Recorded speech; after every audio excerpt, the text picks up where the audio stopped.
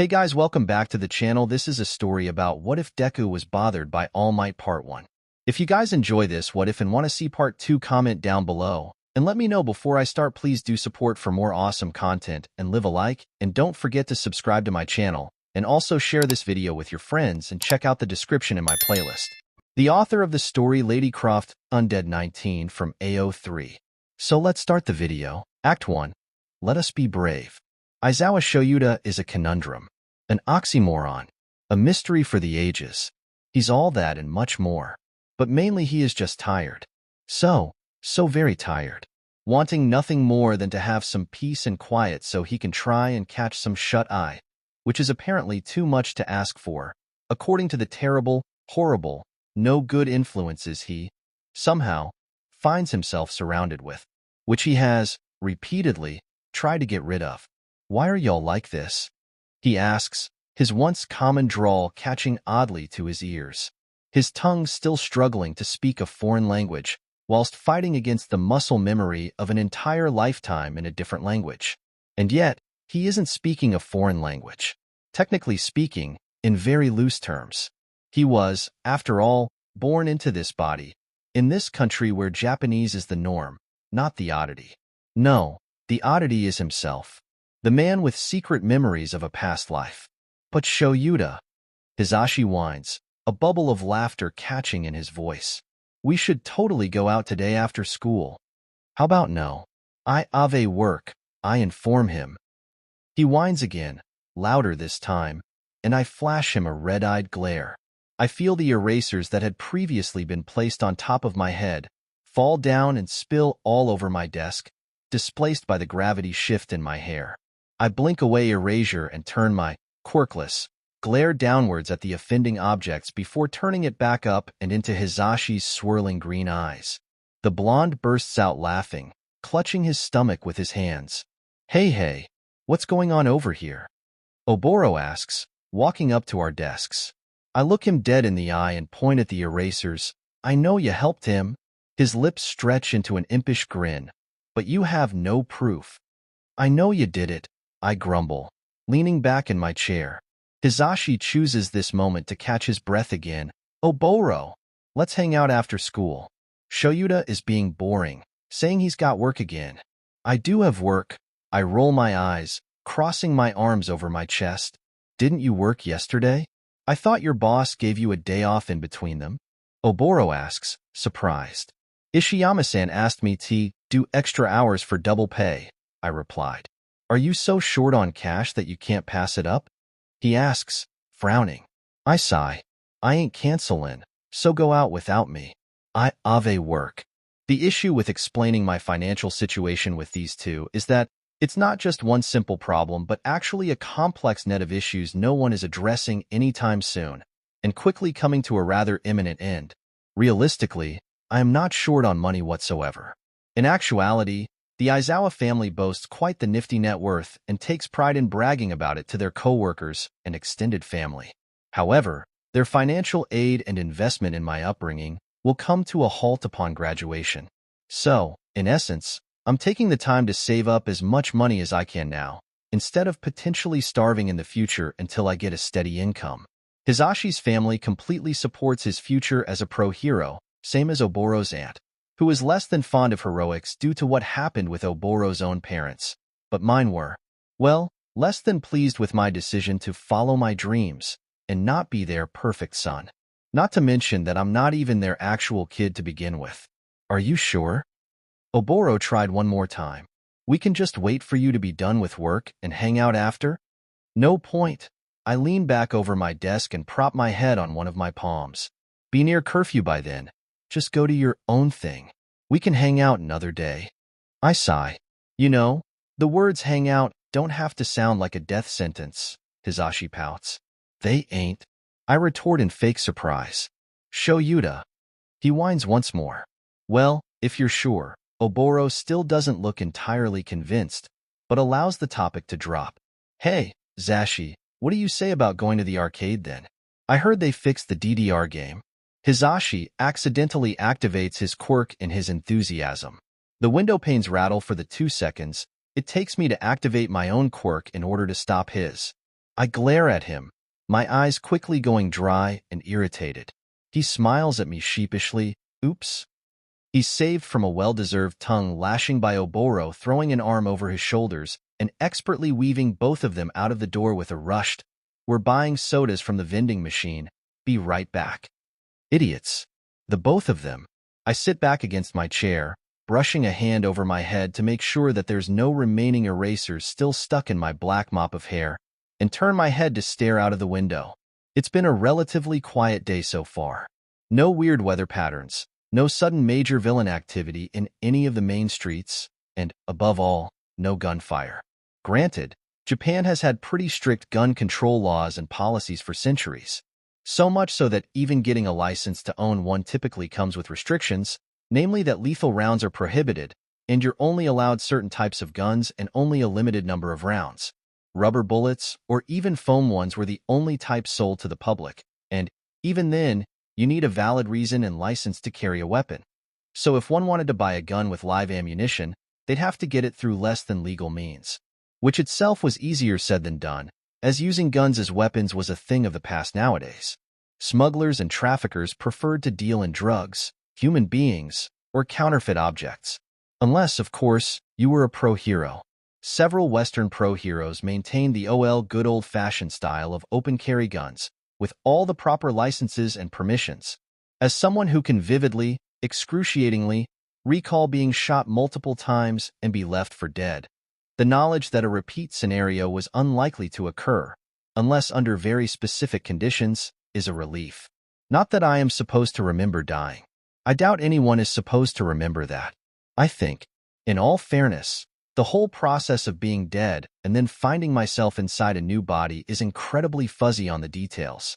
Most of what I can remember, unfortunately, is being shot, trying to get help, bleeding out, and then finding myself screaming bloody murder in a hospital room, surrounded by misshapen gigantic blobs of color looming over me and speaking in loud gibberish. I remember feeling like my ears were full of cotton, my eyes severely myopic. Naturally, I panicked. A lot.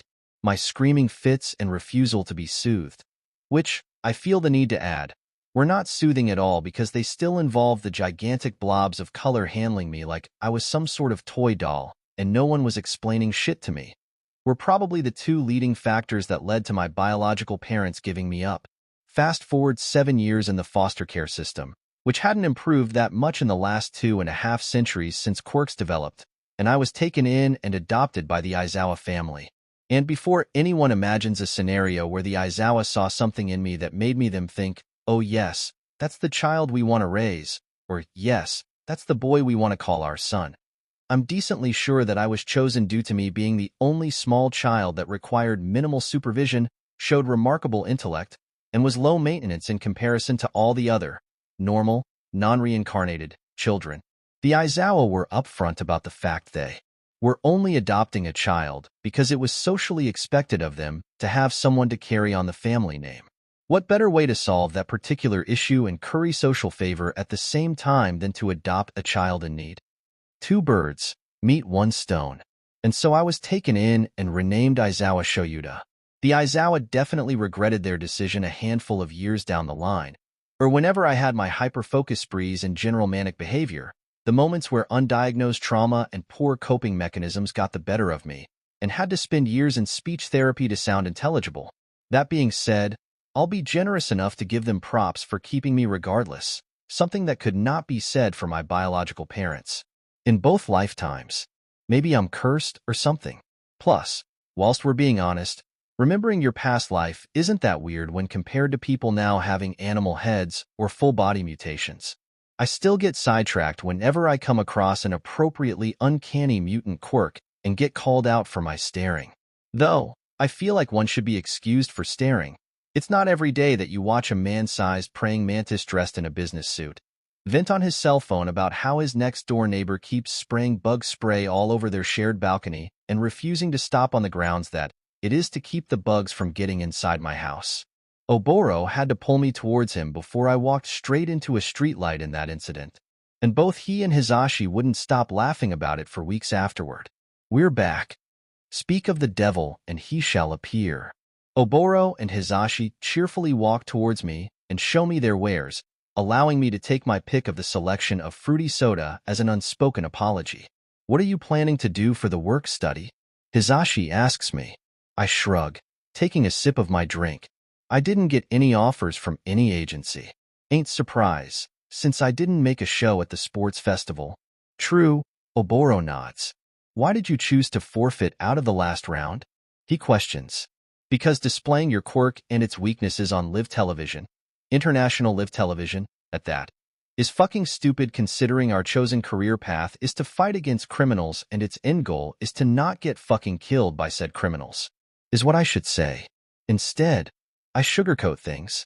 Didn't feel like it, I answer. Hizashi makes a face at my response. But, Shouta, we're going to be pro-heroes. We need the popularity. No, we don't. Actually, you need a number of registered arrests, I correct. How come you want to be a hero when you're so camera shy? Oboro laughs. I'm not camera shy. I roll my eyes at him. The only reason we have photos of your face is that we took them while you were distracted. Else you'd have hidden it, Oboro points out.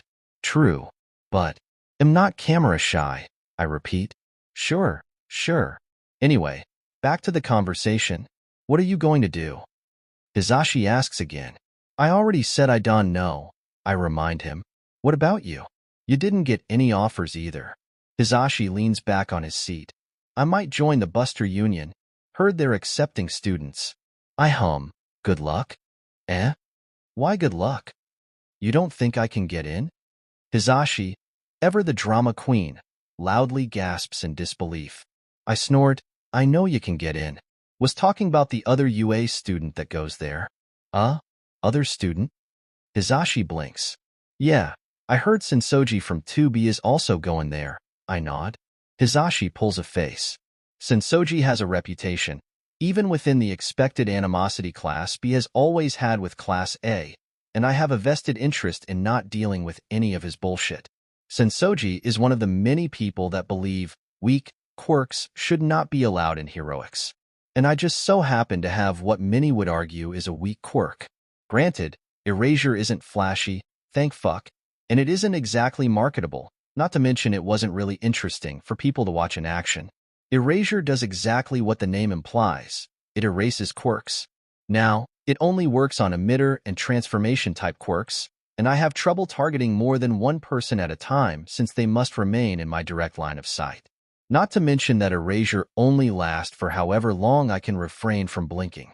In comparison with Hizashi's voice, or Oboro's cloud, or even Sensoji's blast, erasure is rather weak.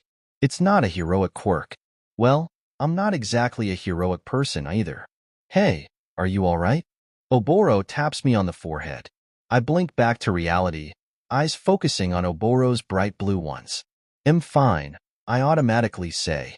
It is a lie. They know it is a lie. They don't call me out on it. Small mercies. 𝗧𝗵𝗲 and 𝗬𝗓𝗃. Why? Summers here are weird. It rains a lot and for long periods of time, interspaced with unbearably hot and humid days that make walking to and from school a torture. Today's a rainy day. I left the Aizawa household and caught the usual train to Shizuoka, then proceeded to walk the rest of the way to school under my umbrella. A pretty routine day, really. Wake up, get dressed, get coffee and maybe grab some toast, grab my school bag, put my shoes on and leave the house with minimal barbs and pointed comments. Aizawa Shouta is still pissed that I forfeit the last round of the sports festival, which is, generally, what attracts the most attention and focus on the individual, not the class or group, and thus denied him the opportunity to brag about my achievements as if they were his own. He also was under the impression that I forfeit solely to annoy him, and not that I actually have more important things to worry about than some petty middle-aged man and his illogical thought patterns. One more year, and I'll graduate UA, become a pro hero, and rent an apartment somewhere. Free from that house at last. I absent-mindedly make my way to school, not really paying much attention to my surroundings, routine as this path had become, until I come to a sudden halt at the sound of a weak mew. I stop and look down to the side of the street. There's a cardboard box next to some trash bags, completely soaked by the rain. with an equally drenched kitten inside of it, its orange fur clinging to its small and skinny body, giving it a half-drowned look. It mews weakly at me, and I can't do anything but stare at it. I am not All Might. That's the nonsensical thought that pops up. I'm not some bastion of heroics that can boast about having an infinite font of strength. I'm a second-year hero course student, just transferred into the hero course from the general education course because I flunked the hero course exam. And I'm behind everyone in terms of power, speed, and technique. What can I do? Animals are not allowed inside school premises. Even if I take it with me, what happens then? What if I get called out for having it with me? I cannot afford to be reprimanded. And what about afterward? Once the school day ends? I don't have any work today, true enough, but I can't bring it home with me. Aizawa Shouta detests animals, having thrown a righteous fit the time I got responsible to look after the school's classroom pet rabbit for a week, back in 3rd grade. So if I show up with a kitten, no sooner will I have put a foot inside, she'll be demanding it to be thrown out and the whole house disinfected. How ridiculous is this situation? How ridiculous am I? I can't even help a single cat. The bitter truth burns the back of my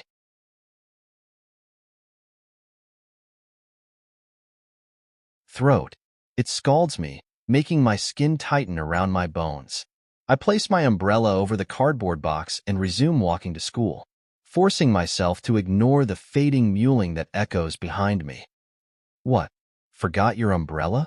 The bell already rang, so get changed quickly, my homeroom teacher says as I walk into the classroom, drenched from head to toe. No, this is fine for 𝗵𝗃𝗧𝗵𝗲, I shrug and walk towards my seat, my tongue less cooperative than usual. The only thing that bothers me about my wet state is the way my hair clings to my skull and gets in the way of my eyes. Have it your way, but don't come crying to me when your mood leaves you with a cold. Managing your health is part of your duties as a student walking the path of a hero, the teacher replies. I hum, non-committedly. Hero? Path? I can't really picture any of it. Powerless, I mutter to myself. Here we go. Aizawa Shouta's gloomy Gus routine. I wonder what's got our boy so down in the dumps at this early hour.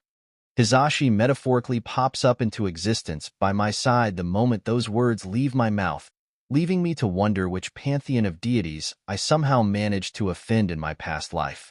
Let's hear it again since it's so funny. He leans over me. Aizawa says, I'm powerless, weak. Shove it. 𝗧𝗵𝗃𝗁 throws an arm around my shoulders, uncaring about getting his own clothes wet, and starts playfully hitting me on the arm. Ha ha ha, what a charmer. He says, shut up. Whoa there, 𝗧𝗵𝗃𝗁. Got your hands all over Shouta, do you? 𝗬𝗲𝗄's voice pipes up from the outside. I turn my head to the side and see him standing on his cloud, entering the classroom through the 3rd floor's window. Outrageous. Scandalous. Shameful. Let me in on it. He adds with a bright grin. Is it really too much to ask for a single day without teenagers raging hormones and innuendos? I swear some teacher is going to mention this out of context to the Aizawa family in the next parent-teacher conference, and I'll have yet another intervention regarding any perceived deviancy. Damn it, 𝗧𝗵𝗃𝗁. Is that any way to enter a classroom? Our homeroom teacher scolds him. Yes, straight through the 3rd floor window. My cloud quirk is super handy for getting around. Must you really use that wording? I don't give a damn about that. Just use the door like everyone else. The teacher replies. Sir, yes sir. 𝗬𝗲𝗄 gives him a Johnny salute. In your seats. It's time for roll call. The teacher starts. Yo, anyone got a tower? I'm soaked to the bone. 𝗬𝗲𝗄 shows his uncanny ability to have no survival instincts in the face if imminent danger. Dry off. Quickly. Our teacher seems to be regretting getting out of bed this morning. I share the same sentiment.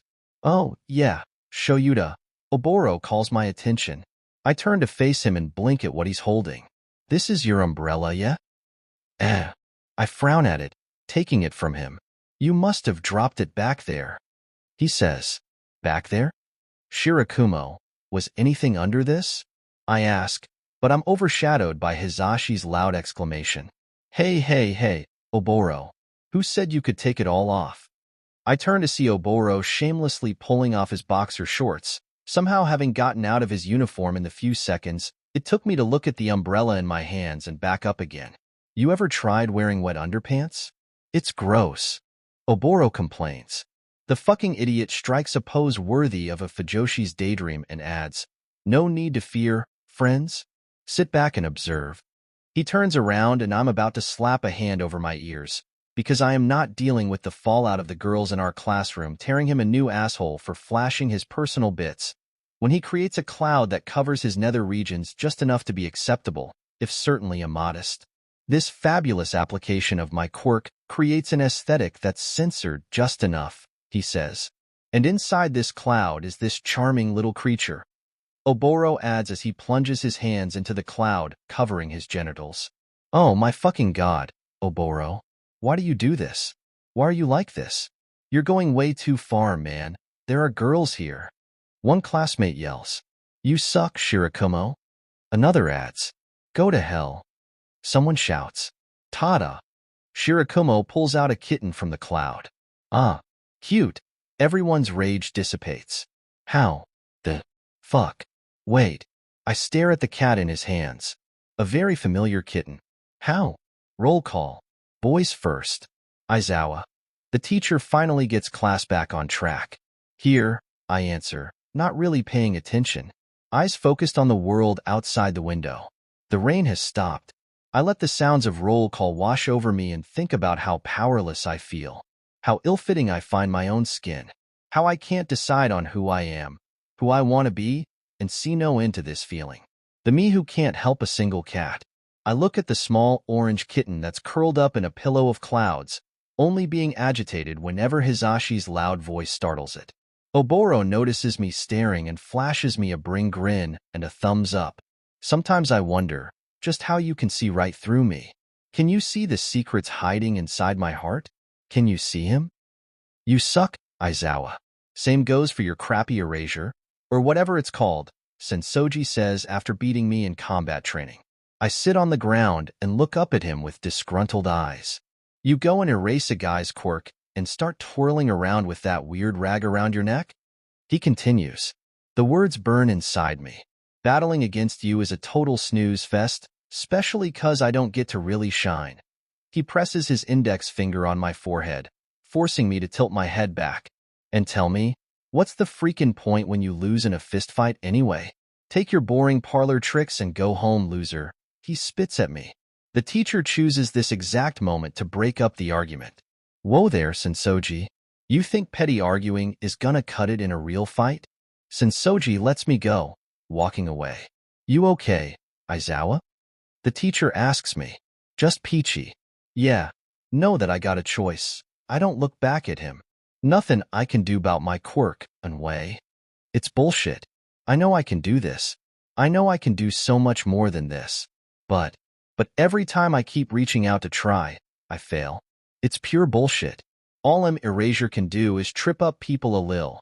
I comment to 𝗬𝗏𝗺 and Hisashi as we're having lunch on the school's roof. I definitely ain't putting smiles on 𝗵𝗃𝗲's faces, I grimace. My quirk alone can't do much. So all that talk about how to best use our quirks or what we do with them, I can't relate. Yeah, so? How about tripping up villains? 𝗬𝗏𝗺 suggests, taking a bite out of his lunch. The kitten bats a paw at the collar of his uniform. Going the battler route? I personally can't really see it, Hisashi comments. Quirk matchups can make or break a fight, you know? But with your erasure, you can force a villain to fight on even terms. 𝗬𝗏𝗺 tells me. Ain't much of a fighter myself, though. Can't bulk up to save my life, and I can't really do much against big brawlers. I snort. Hey, what ya doing? You can't give the cat 𝗵𝗃𝗃𝗃 food. It's bad for him. I stop 𝗬𝗏𝗺 before he can give a piece of his lunch to the orange fur ball. I take the cat from him, pulling out some store-bought cat formula from my bag. Yar. Lucky I thought of getting some of this yesterday as I walked home. Even though you're really not supposed to bring animals into school. Yeah, true. But I'd feel even worse leaving it home all day, 𝗬𝗏𝗺 shrugs. Especially when you know Shouta will take care of him. Hisashi laughs. Where's he even doing his business? I ask, still feeding the cat. Mostly on me, the little scamp. 𝗬𝗏𝗺 jokes. showing off a wet stain on his uniform. Oh man, gross. Hizashi pulls a face. You need to teach him properly, I sigh. And get some heavy-duty detergent. I pity your aunt. My, what are you three doing, eating lunch up here? A female voice calls out to us, causing us to look up at the upper level of the roof to our left. Oh, it's that third year 𝗬𝗄𝗃, right? Hizashi tells us. She's so cool. Somehow, Hizashi knows everybody. The roof is off limits to students, but you snuck up here anyway? That sort of violation is what youth is all about. I love it. She jumps down and walks towards us. What are you doing here? 𝗬𝗏 asks her with a stupid grin on his face. I'm just on my way home from my work-study. I had some paperwork to do here at school and stopped by on the roof because it's one of my favorite spots, she answers. Who's the rule breaker now? Hizashi grins at her, flashing white teeth. So, I decide to intervene for the sake of my sanity. Are you not wearing a thing under that coat? Because it looks to me like this girl, third year, so 17 or 18, is just walking around with her breasts hanging out, a slim belt hiding her birdie, and a long coat finishing off the ensemble, with large dark red triangular sunglasses being the cherry on top. This is my hero costume, she tells me. Excuse me, what? The queen has no clothes, some high-tech material that's 𝗵𝗃 idiots? I ask. Oh, self-burn. Hizashi finger-guns at me. Hooray for being an idiot. 𝗬𝗏 cheers. Why am I friends with you idiots again? Just, why? 𝗬𝗄𝗃 sighs. You just don't get it. It's bold yet practical. She strikes a pose. I needed to support both my quirk and my moves, and this fabulous design serves both purposes. Functional beauty. I don't feel ashamed about it, at least, she adds. Yeah, well, maybe you should. I can't help but eye the costume with distaste. Never mind the fact that she's essentially naked. There's absolutely no protection to vital body parts, not to mention the hazards of exposure when doing field work. She's wearing heels, which is just beginning for a twisted or broken ankle, and demonstrates a complete lack of logical reasoning. And she's about to graduate too. Who approved of this design? Hizashi bursts out laughing behind 𝗬𝗏 and I, who, might I add, takes great offense to my words. Now, Shouta. Nobody asked for your opinion. If you've got a problem with beauty, then I've got a problem with your taste. It's not my taste that's the problem.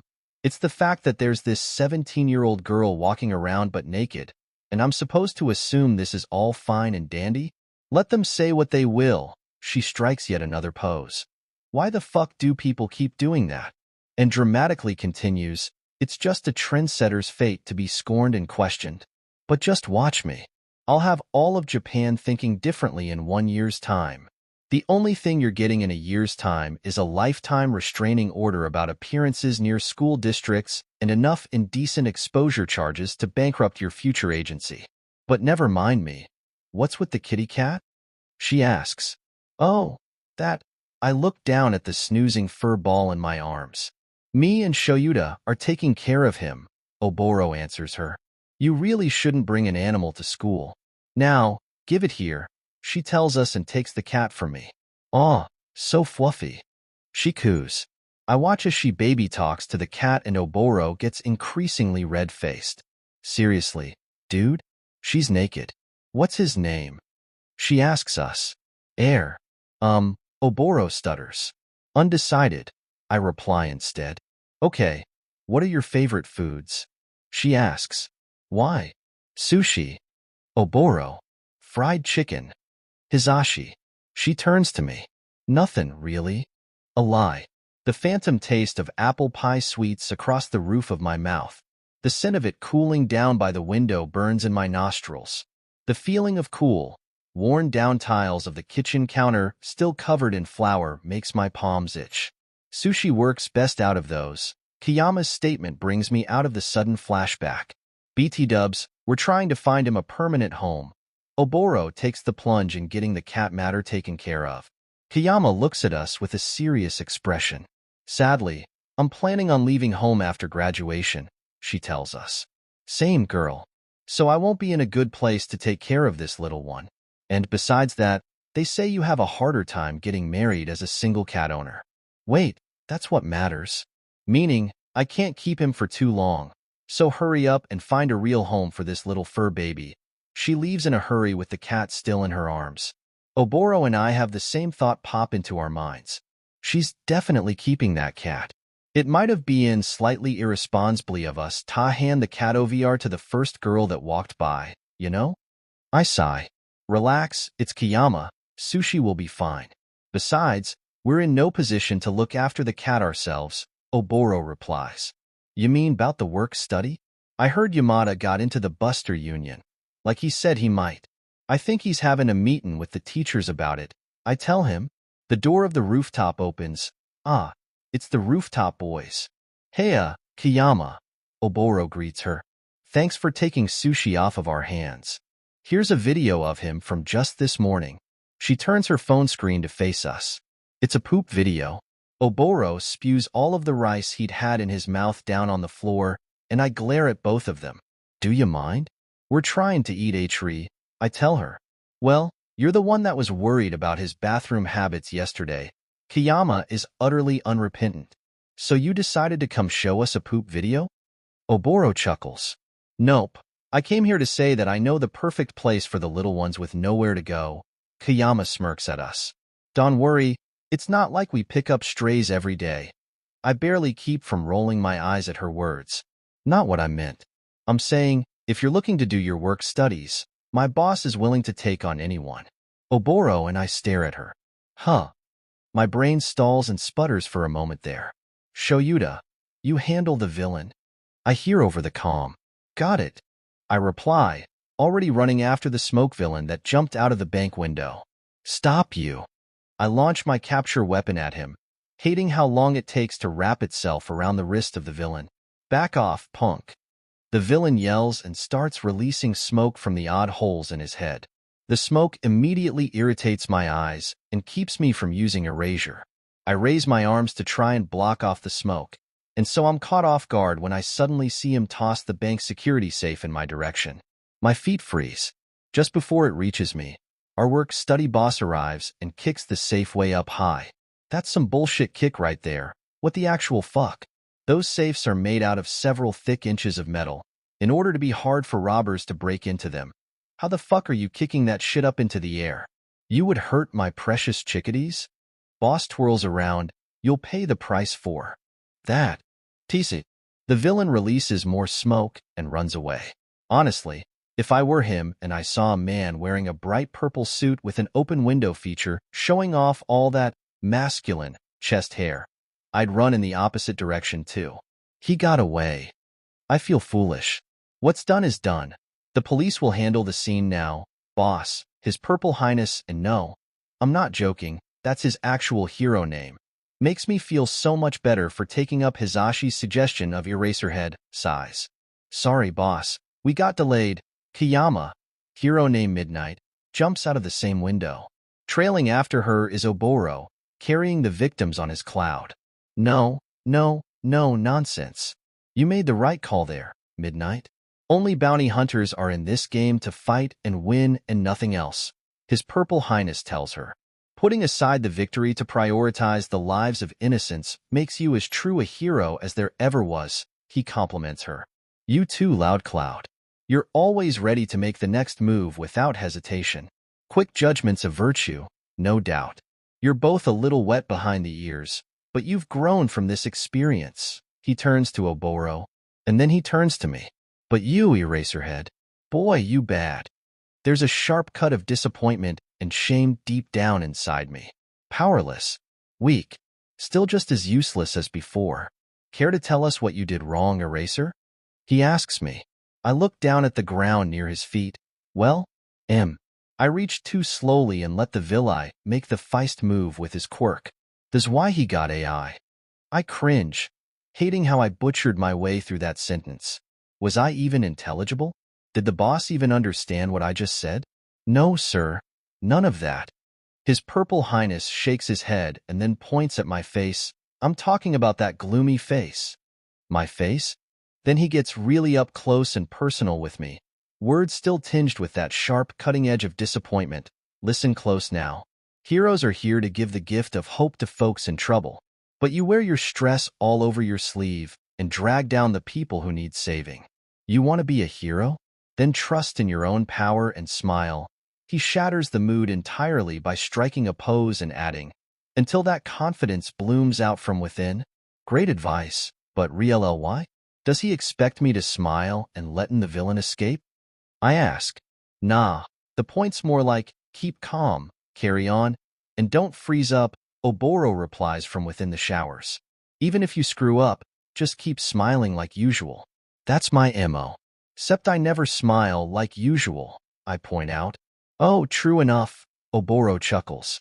My phone beeps and I pick it up, reading the notification. A text from 𝗬𝗂𝗵𝗃? I read. The phone starts beeping several more times in quick succession. What's up? Urgent mission? 𝗬𝗏𝗏𝗺 asks. No, just cat pictures. A lot of them, I answered him. Why now of all times? Is she trying to cheer me up? My lips twitch. There you go, Shouta. You got the look. A nice big smile. 𝗬𝗏𝗏𝗺 tells me from the doorway. Do not, I scowl, feeling my cheeks flush in embarrassment. So, Shouta, what happens if you meet that villain again? 𝗬𝗏𝗏𝗺 asks me, coming to sit down next to me. Dunno. I'm kinda stumped, to be honest. The smoke irritates my eyes, so I can't use a razor. But if I stay away, then the smoke will block my sight. I tell him. I can't just send the capture weapon in without a visual. Don't have that much control over it yet. Ah, right. Bad matchup for you and your erasure. You know, because of your eyes and all. That smoke screen gives me trouble too, 𝗬𝗏𝗏𝗺 hums. Wait, how about I lend you my goggles? That way you can protect your eyes and get close to him. That's... My eyes widen. That could work. Why didn't I think of that? Goggles. Protect the eyes. Maybe get some type of treatment on them so they are one-way glass. That way no one knows where I'm looking. Shaded? To deal with strong lighting? Would that interfere with erasure? It would work perfectly against 𝗧𝗵𝗃𝗃. His quirk blinds him as well as his opponents. You've got that look on your face like you're about to send the support course students running for their lives because you set off 𝗳𝗵𝗃𝗃 again, 𝗬𝗏𝗏𝗺 laughs. I glare at him. That was one time in Dash. One time too many, apparently, given that I got jumped by 3 upperclassmen and was told to get you out of their classroom by any means necessary, and as far away from 𝗳𝗵𝗃𝗃 as I could. That very second, 𝗬𝗏𝗏𝗺 slaps me on the shoulder. But it's great to see you like that. Terrifying the support course department? I look at him and ask, deadpan. Scheming, 𝗬𝗏𝗏𝗺 corrects me, wagging his finger in front of my nose. You've got a brilliant mind inside that skull of yours, Shouta. You just get muddled down with all the little details. Be impulsive once in a while. Trust your instincts. I look down at the goggles now in my hands. Be impulsive. Trust your instincts. 𝗧𝗵𝗃𝗃 𝗵𝗃𝗃𝗺𝗔. But what if those instincts are wrong? What if an impulse decision ruins everything? What if a more straightforward approach? Faster reaction times? Agility?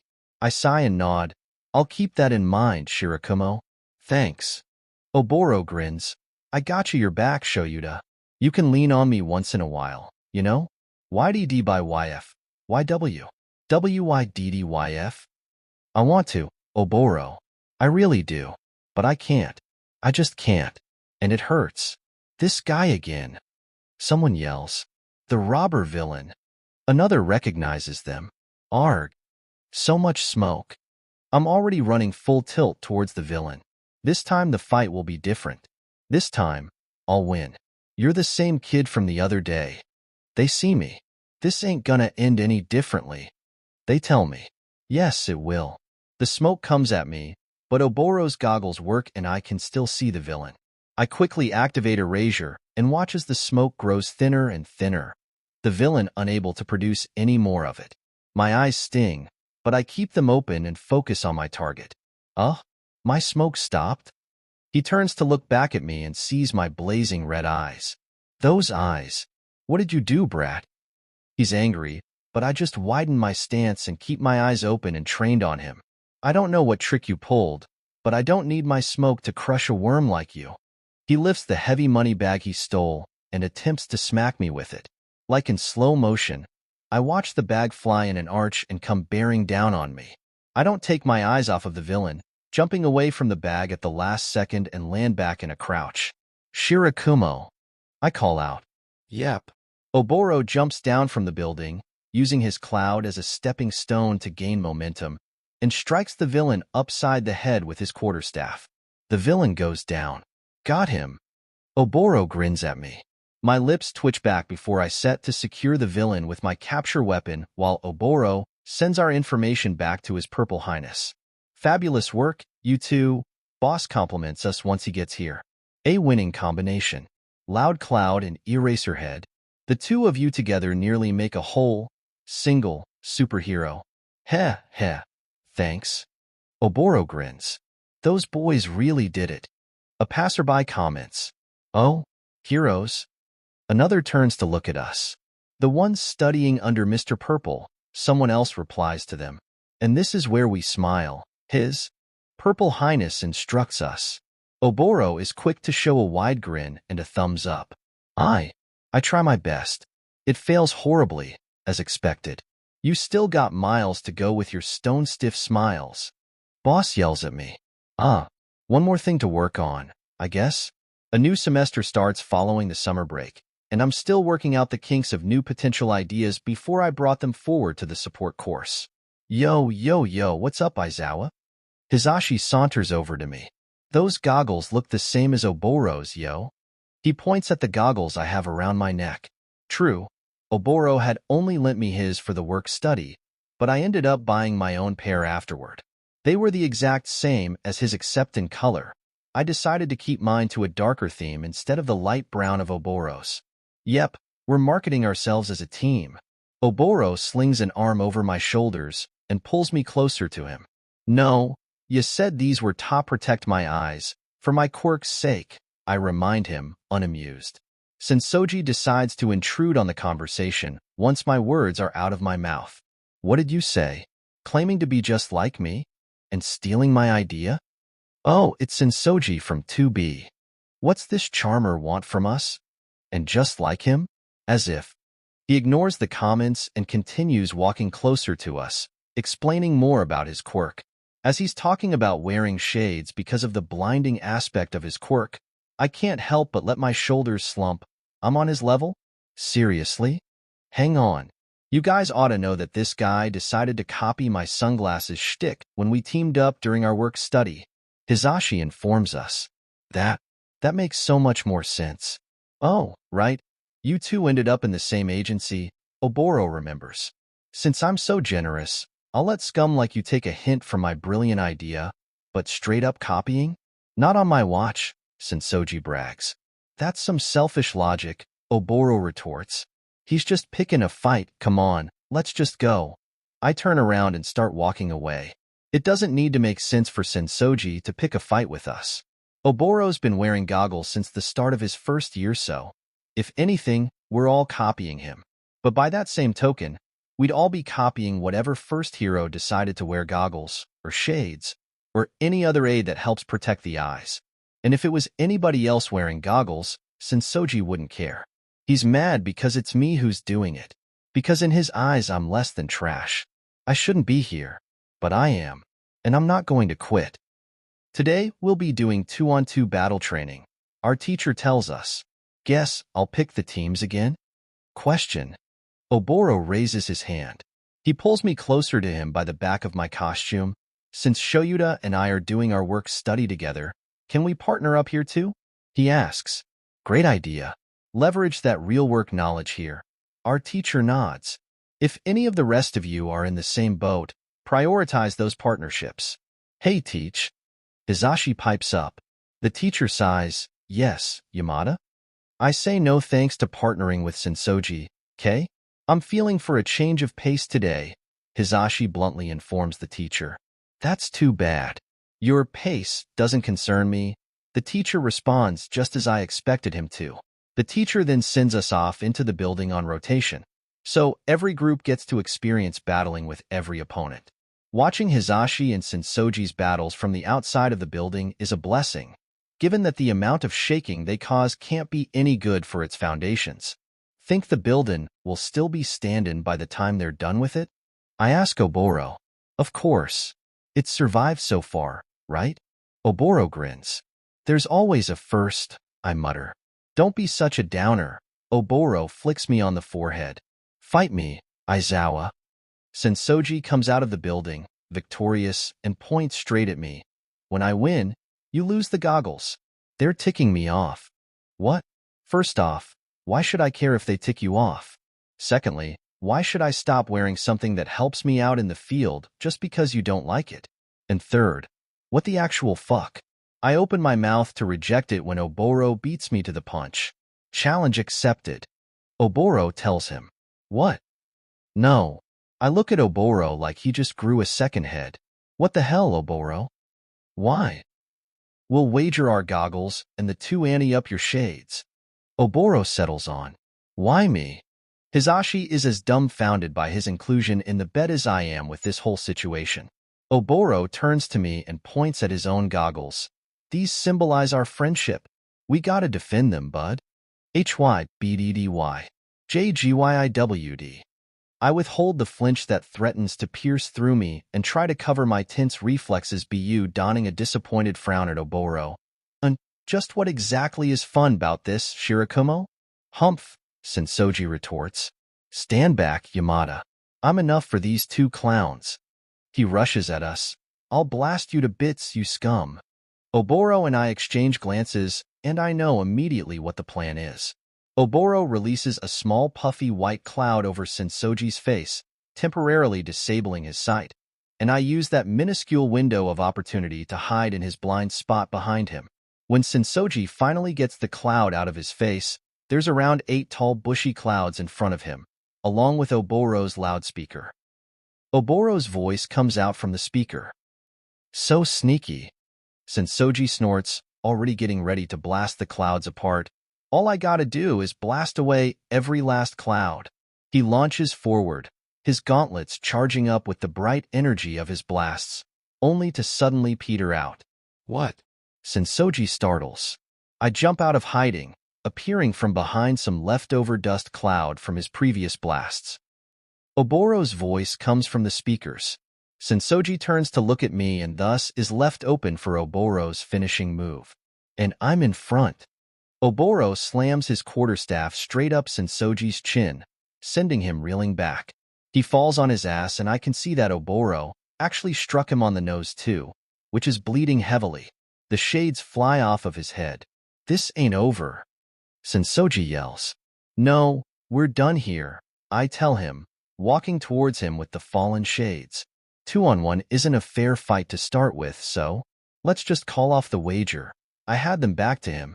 𝗧𝗵𝗃𝗁 glares at me, gets up, and slaps the shades right out of my hands, stomping on them for good measure and breaking them to pieces. He turns around and starts walking away. Nah, I didn't lose. And those shades were lame as hell. Don't need them. Our teacher starts going wild with his whistle. Listen, 𝗧𝗵𝗃𝗁, you've missed the entire point of this exercise. It's a team battle. He yells after the teen, who keeps walking away. The teacher turns to 𝗬𝗏𝗧𝗏 and I and nods. Shirakumo, Aizawa. You played off each other's technical quirks. Keep it up. He then starts going after 𝗧𝗵𝗃𝗁 once more. Get back here, 𝗧𝗵𝗃𝗁. This lecture is not over. I think that was a compliment. 𝗬𝗏𝗧𝗏 chuckles, patting me on the shoulder. I stare as the teacher leaves the rest of the class unattended. I don't think I'll ever be able to rationally understand 𝗧𝗵𝗃𝗁's hatred of me. Don't believe I want to, either, to be honest. Shame, such a shame. Me having to give up my trademark shades, Hizashi rambles on. But how about this?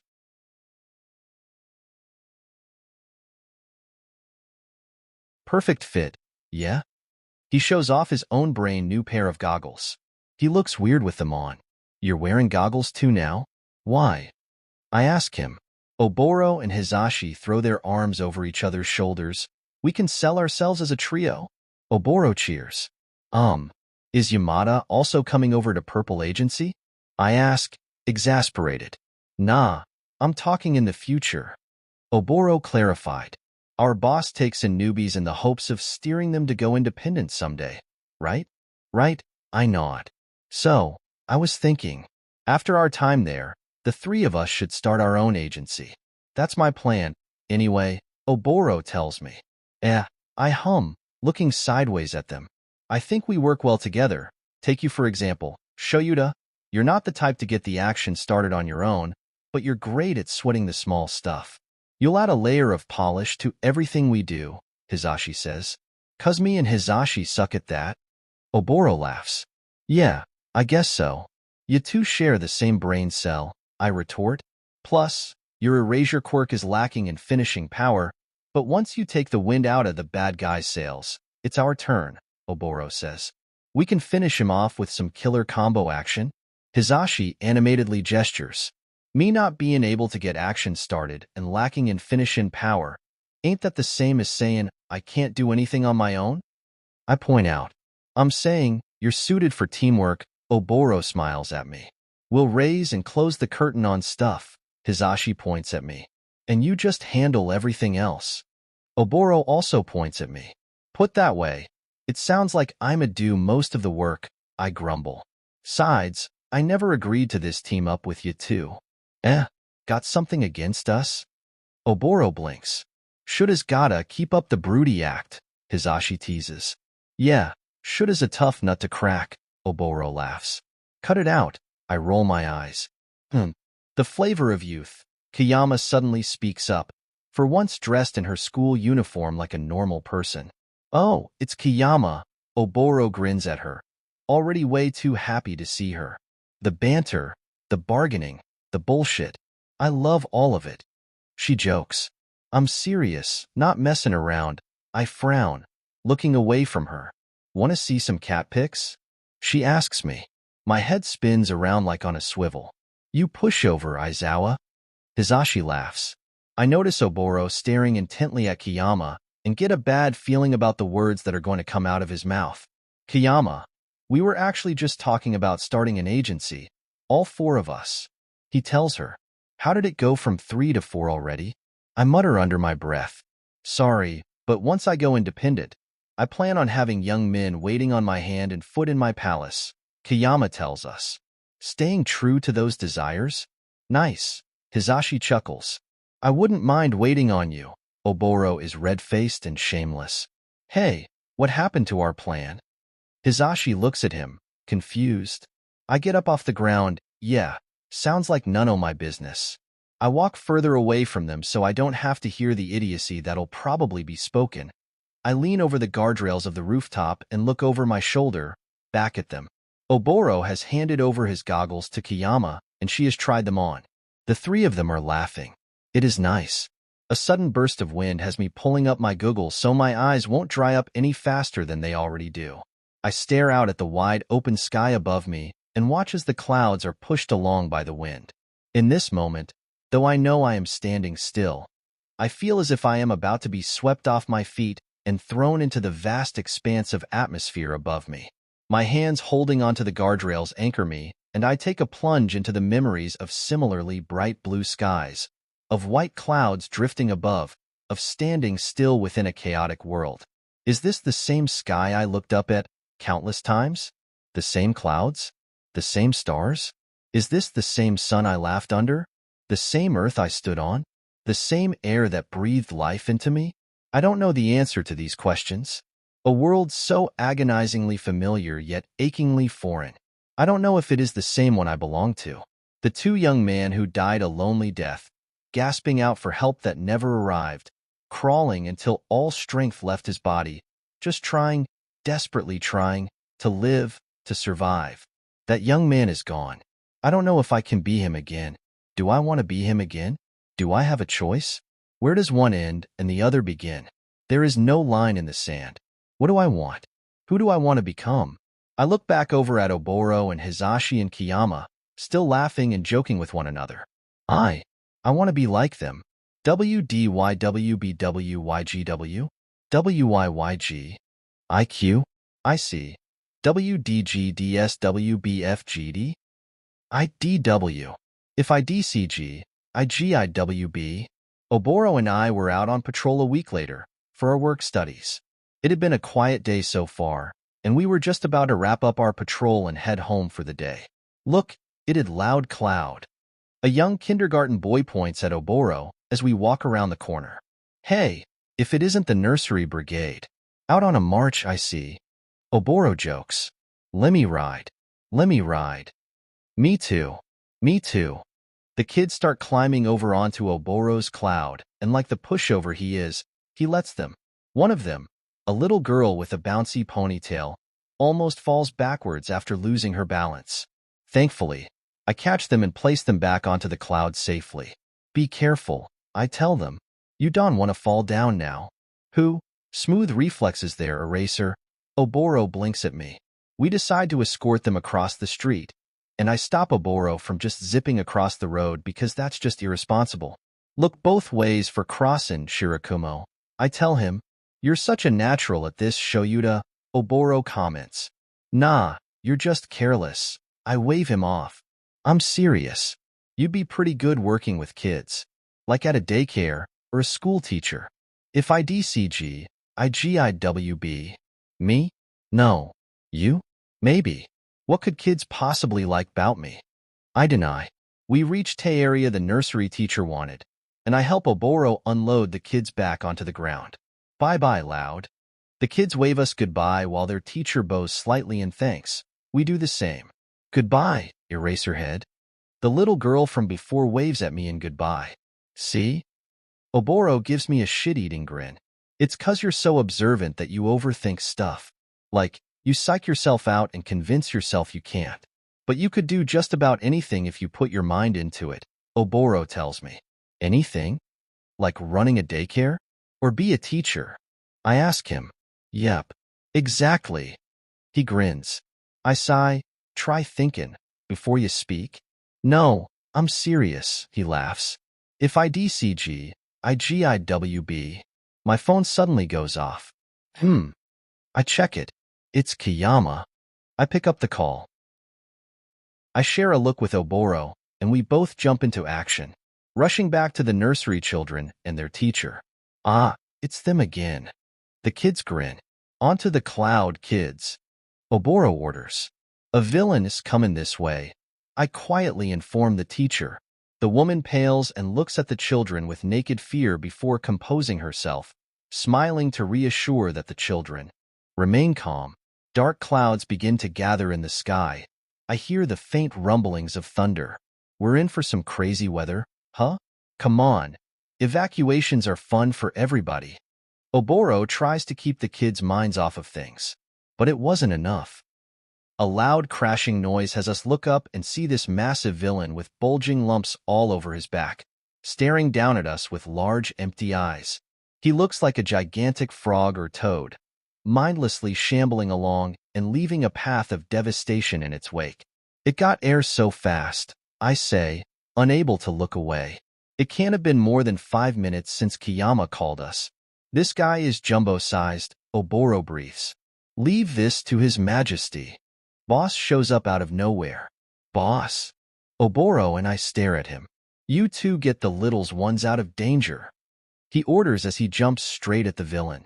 A bulge dislodges itself from the villain's back and pops, releasing a loud vocal blast straight into Boss. Was that? What that Yamada's voice quirk? I gasp.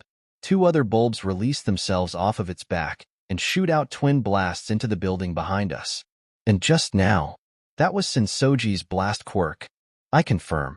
So he stores up quirks in the lumps on his back? Unfortunately, Sensoji's blast did a number on the building and large debris start falling. The nursery teacher covers her crying students, but it'll do little against the huge cement rubble that's about to hit them. Cloud. 𝗬𝗺𝗺 takes action and sends his densest cloud to protect them, and in doing so, leaves himself open to injury. A chunk of cement falls and hits him over the head, causing him to fall backwards and get trapped beneath more falling debris before I get a chance to react. 𝗬𝗺𝗺! I shout. No. No way. The children are crying. The ground is shaking. Buildings are collapsing all around us. And the villain looms over me. His Purple Highness lies unconscious off to the side. 𝗬𝗺𝗺 is buried under the rubble. The villain looms over me. The nursery teacher and the children are cowering behind me. And the villain looms over us. What now? Mongolian tug Rick Nigeria Niralaoshan Kip. Decide. This guy's got insane firepower. If nothing else, I've got to help the kids escape. He's not only stealing quirks, he's also amplifying them, I think. So how do I? 𝗬𝗏𝗄𝗀's loudspeaker rolls over to my feet. That's right. No hesitation. Not now. I can't hesitate now. I put my goggles on and launch myself at the villain. My quirk is erasure. It starts to rain. Just 1 or 2 raindrops at first, then all of a sudden it turns into a heavy downpour. I'm drenched and the ground is soaked, entirely too slippery and near impossible to get traction on. I launch myself at the titan-sized black frog villain with its deformed back. It releases one quirk sphere, and I use erasure to delay its popping, so I can kick it out of the way. However, it still goes off and causes more damage to the surrounding area. Delaying their release isn't enough. I can't approach this without a solid plan. Think Shouta. With the most efficient and most rational strategies, I launch my capture weapon in order to leap at the villain once more.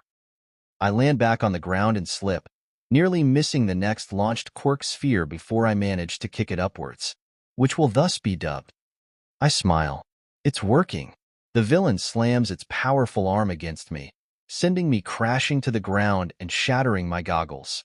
I sit on the ground, winded, and stare up at the villain. What's the strategy for that? I've got nothing. Korean 1 Mongolian 𝗳𝗏𝗃𝗃? I've got nothing. I look to see 𝗬𝗏𝗄𝗀's loudspeaker still laying on the ground. I get up off the ground, clenching my teeth. I shout at the villain, a pure animalistic scream that comes from deep within my bones, from the tattered depths of my revived soul, from the very roots of my existence. Ah! I launch myself once again at the villain, aiming straight to target its eyes. I manage to hit its left eye, but I'm slapped away immediately afterward. I use my capture weapon to wrap around a large chunk of debris and slam it straight into the head of the villain. The villain seems to wise up after that last attack and decides to use all of his stored quirk spheres all at once. Are you sure you want to do that? I release my scarf to gather all the spheres together, gritting the capture weapon between my teeth to keep the knot tight, before kicking it straight into the villain's mouth, propelling myself to jump away. How about a taste of your own medicine? I close my eyes tightly shut. I barely stick a rough landing as the spheres go off and the aftershocks rock the whole ground. I bounce off the wet ground once before the villain collapses, unconscious, and I realize that it's finally over. I did it. I did it, I murmur. Disbelief. Shock. Elation. 𝗬𝗏𝗄𝗀. I did it. I shout at the sky. Emergency services and medical attention arrive swiftly onto the scene. The teacher and the nursery children are taken away to safety. Boss is wheeled away onto an ambulance, and I get my wounds treated on site. One trainee took that thing down all on his own? Hard to believe. A pro hero with his arm wrapped in bandages comments. Nah, it was a group effort, I told him. My partner was cheering me on the whole time. Right, 𝗬𝗏𝗄𝗀? I look around, but I can't find him. How's he looking, Kiyama? I ask her. Surely she'd seen him whilst I was being treated? She doesn't turn around, wrapping her arms around herself. There's a cold weight forming in the pit of my stomach. Alarm bells distantly ringing in my ears. Wait, that bad? Really? Then let's get him to a hospital. Quick dash. I get up and start walking towards her. I spot Hizashi leaning down to pick up 𝗬𝗏𝗄𝗀's fallen loudspeaker. Ah, see this speaker, Yamada? That's 𝗬𝗏𝗄𝗀's. We better take Ai with us, I ramble. He won't look me in the eye. His hand trembles as it hovers over it. Cold. Chills trail down my spine. My breath quickens. There's a premonition. A warning of impending heartache. Kiyama presses a hand over her eyes. No. No. It can't be. Sensoji carelessly picks up the loudspeaker, turning it over so I can see it. Huh? This thing's totally busted. I stare at it. The casing is broken and wires spill out. Completely non-functional. No. That can be. The whole time. 𝗬𝗏𝗄𝗀 was cheering for me the whole time? You're saying you heard him cheering you on all along, until the very end? Nah. You couldn't have. You were just giving yourself a pep talk and imagined it was coming from this speaker. They say that can happen, you know? When it's do or die, 𝗧𝗵𝗲 tells me. Hisashi helplessly stares at the broken speaker in his hands. No. No way. Nah. I shake my head furiously. My whole body is shaking. I turn to look at Kiyama. I heard him say, "You can do it." And "Come on, Shouta." I heard him. I tell them. His voice kept me going dash. I finish turning around, and my voice dies in my throat as I see the emergency personnel recover a body covered in a bloody sheet. Even with the rain, even with all the blood, I could never mistake that shade of blue-tinged white hair for anyone else's. My heart stutters in my chest. An unimaginable pain lances straight through my chest and I stumble. Acid replaces all the blood in my veins, burning me from the inside out. Or perhaps, instead of acid, it is ice that replaces my blood, freezing me in place, unable to move a muscle despite the overwhelming, burning pain. I stand and stare at the rain-soaked spot, my eyes refusing to look away from it. No, Aizawa, a top-rated hero team couldn't take down that monster of a villain. But you went toe-to-toe with it and beat the odds. You did it. Alone. No. Ease up, 𝗧𝗵𝗲. Hisashi yells at him. Be proud, Aizawa. If not now, then when? 𝗧𝗵𝗲 leaves with those parting words. 𝗧𝗵𝗲, dude, I envy that simple mind of yours. Hisashi walks over to me. A silent presence at my side. A gentle gesture that I was not alone. There's someone right here with me. 𝗵𝗃𝗲. The rain comes down harder on us. I distantly hear Kiyama call something out through the fuzzy static that fills my ears, but her words are washed away by the rain. Thanks, Kiyama. But we're good. Hisashi responds back to whatever she told us. The rain kind of fits our vibe right now. I grit my teeth. It hurts. It hurts so much. Why? Korean one? I did it. Oboro. Korean 1 Mongolian 𝗬𝗏. I beat the villain. Ukrainian Hryvnia Mongolian 𝗬𝗏 Ukrainian Hryvnia LDLC. No one else could do it, but I did it. Oboro. Tell me, if I did it, all by myself, all alone, why do I feel this way? Hey, Oboro, please, can you hear me? Tell me it is a lie. Please, please, tell me they're all wrong. Please. Somehow, I made it back home by myself. It's incredibly late, way past my curfew, and as I open the front door, I find all the lights still on. Aizawa Yuri comes rushing to the door. Do you have any idea what time it is? She yells. Don't you have your phone on you? Didn't you hear about the huge villain attack that happened just a few hours ago? Shouta dash. She stops as she finally gets a good look at the state I'm in. I'm still in my hero costume. Well, my wrecked hero costume. My whole left sleeve is missing, my goggles broke, and my capture weapon is nearly in tatters. The pants and my boots are also damaged, far beyond the usual patching up. In short, my entire costume has to be scrapped and made anew. I have bandages all over my body, some minor scratches that have only just stopped bleeding, and about 1,000,000 different bruises about to bloom over my skin. One of my eyes is swollen, throbbing in pain now that the adrenaline is wearing off from the impact I made against one of the destroyed buildings. All in all, I look exactly what you'd expect someone who just crawled out of a villain fight. Yeah, I is there, I hear myself answer, my tongue heavy in my mouth. I toe off my shoes before stepping towards the stairs, heading up to my room. You were there? Aizawa Yuri startles. Are you okay? Am I okay? Am fine, I bleakly lied, walking past her. Shouta. She grabs my arms. I flinch so badly that I'm surprised I didn't jump out of my skin. She immediately lets go of my arm, as if burned. Please. I just want to go to him room, I croak out, unable to look at her. Shouta. Are you hurt? Her voice softens, hesitant. No, I reply. A lie. Is it a lie?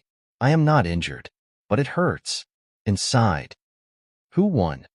Aizawa Shouta asks from the living room doorway, dispassionately staring at me. My thoughts come to a halt. Who won? No one. I did, I answer. He scoffs. Then why do you look like that? You wanted to be a big hero, didn't you? You won?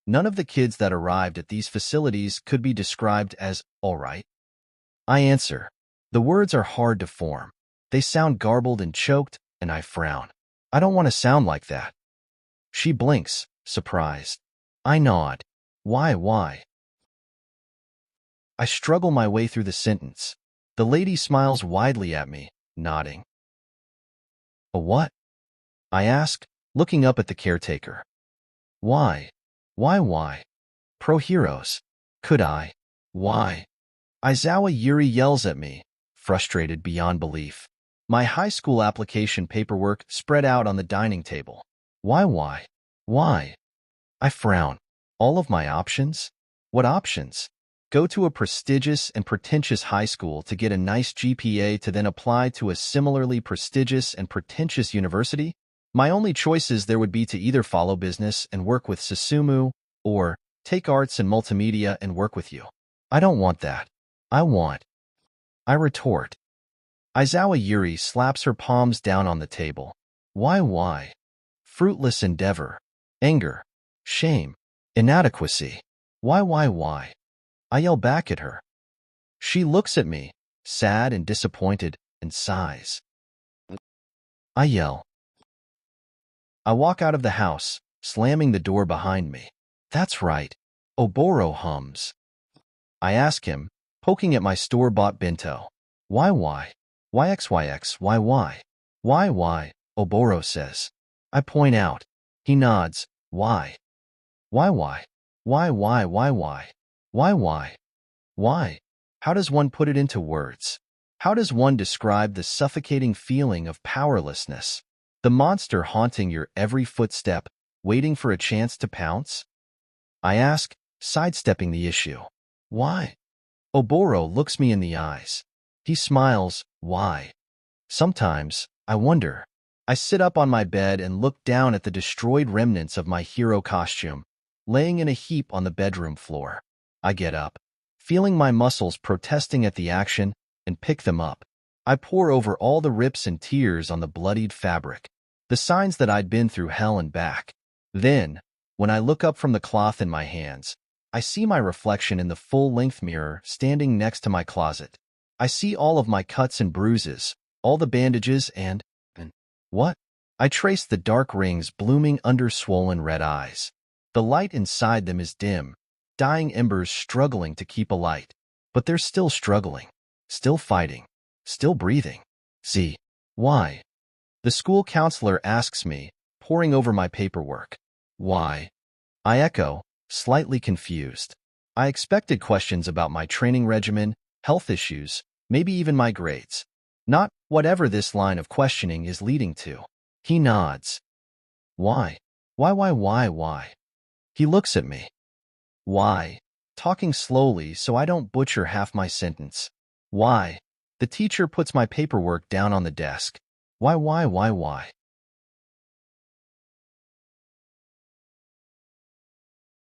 Conversation entirely by accident, just by arriving at the right place at the wrong time. Not that I feel guilty about eavesdropping on this particular conversation, seeing as the topic of discussion currently being debated by the teachers is yours truly. You mean Aizawa Shouta? Our hero performance teacher asks. His grades are still above average. Same as ever. That's my search and rescue teacher. And my grades better be above average. I worked for those. But once he knows he's got a passing grade, he just starts phoning it in. Same goes for his academic subjects. My performance teacher comments. Okay, I didn't say I worked particularly hard for those grades. I still deserve the credit. He only shows passion when it comes to practical battle exercises. My other teacher seemingly nods. That's because they're actual vital and relevant to me, to my future. Ever since that tragic incident last year, it's almost like he's gotten too complacent, in a weird way, she sighs. Tragic incident, my ass. I clench my hands into fists and grit my teeth. The permission slip crinkles in my hand. Calm down. Breathe. Don't show your feelings on your face. Stay calm. Yeah. It doesn't seem like it's the right approach. My other teacher comments. I think I've heard enough. I knock on the door, perhaps a little more harshly than necessary, and open it before I get permission. There's a limit to my politeness, and they're obviously undeserving of it right now. Internally satisfied at the startled looks on their faces. Sensei, can I get permission to use the gym today? I hand him the form.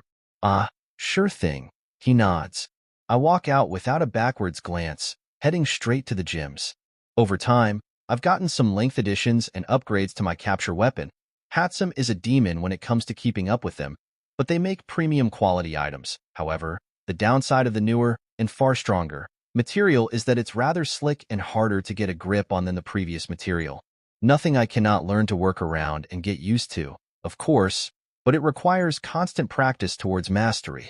Besides, my parents aren't expecting me back home until after dark anyway, so I have plenty of time left to exploit. Vertical climbing on a strip of carbon fibers mixed with a particularly bendy, but still extremely resistant, metal alloy is hard. And that's an understatement, honestly. Of course, ordinary vertical rope climbing exercises are difficult in themselves. However, my capture weapon is slimmer than any type of rope used in those exercises, and there lies the root of my continuous need to repeat this training regimen. With one end of my capture weapon securely wrapped around one of the hooks attached to the ceiling beam, I begin to pull myself up. The material cuts into my hands, through the calluses and friction burns, and I always have that one stray thought of considering to, once again, add gloves to my costume.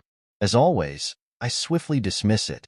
Hand calluses are important to have when one expects a life of chasing villains across rooftops and cement walls.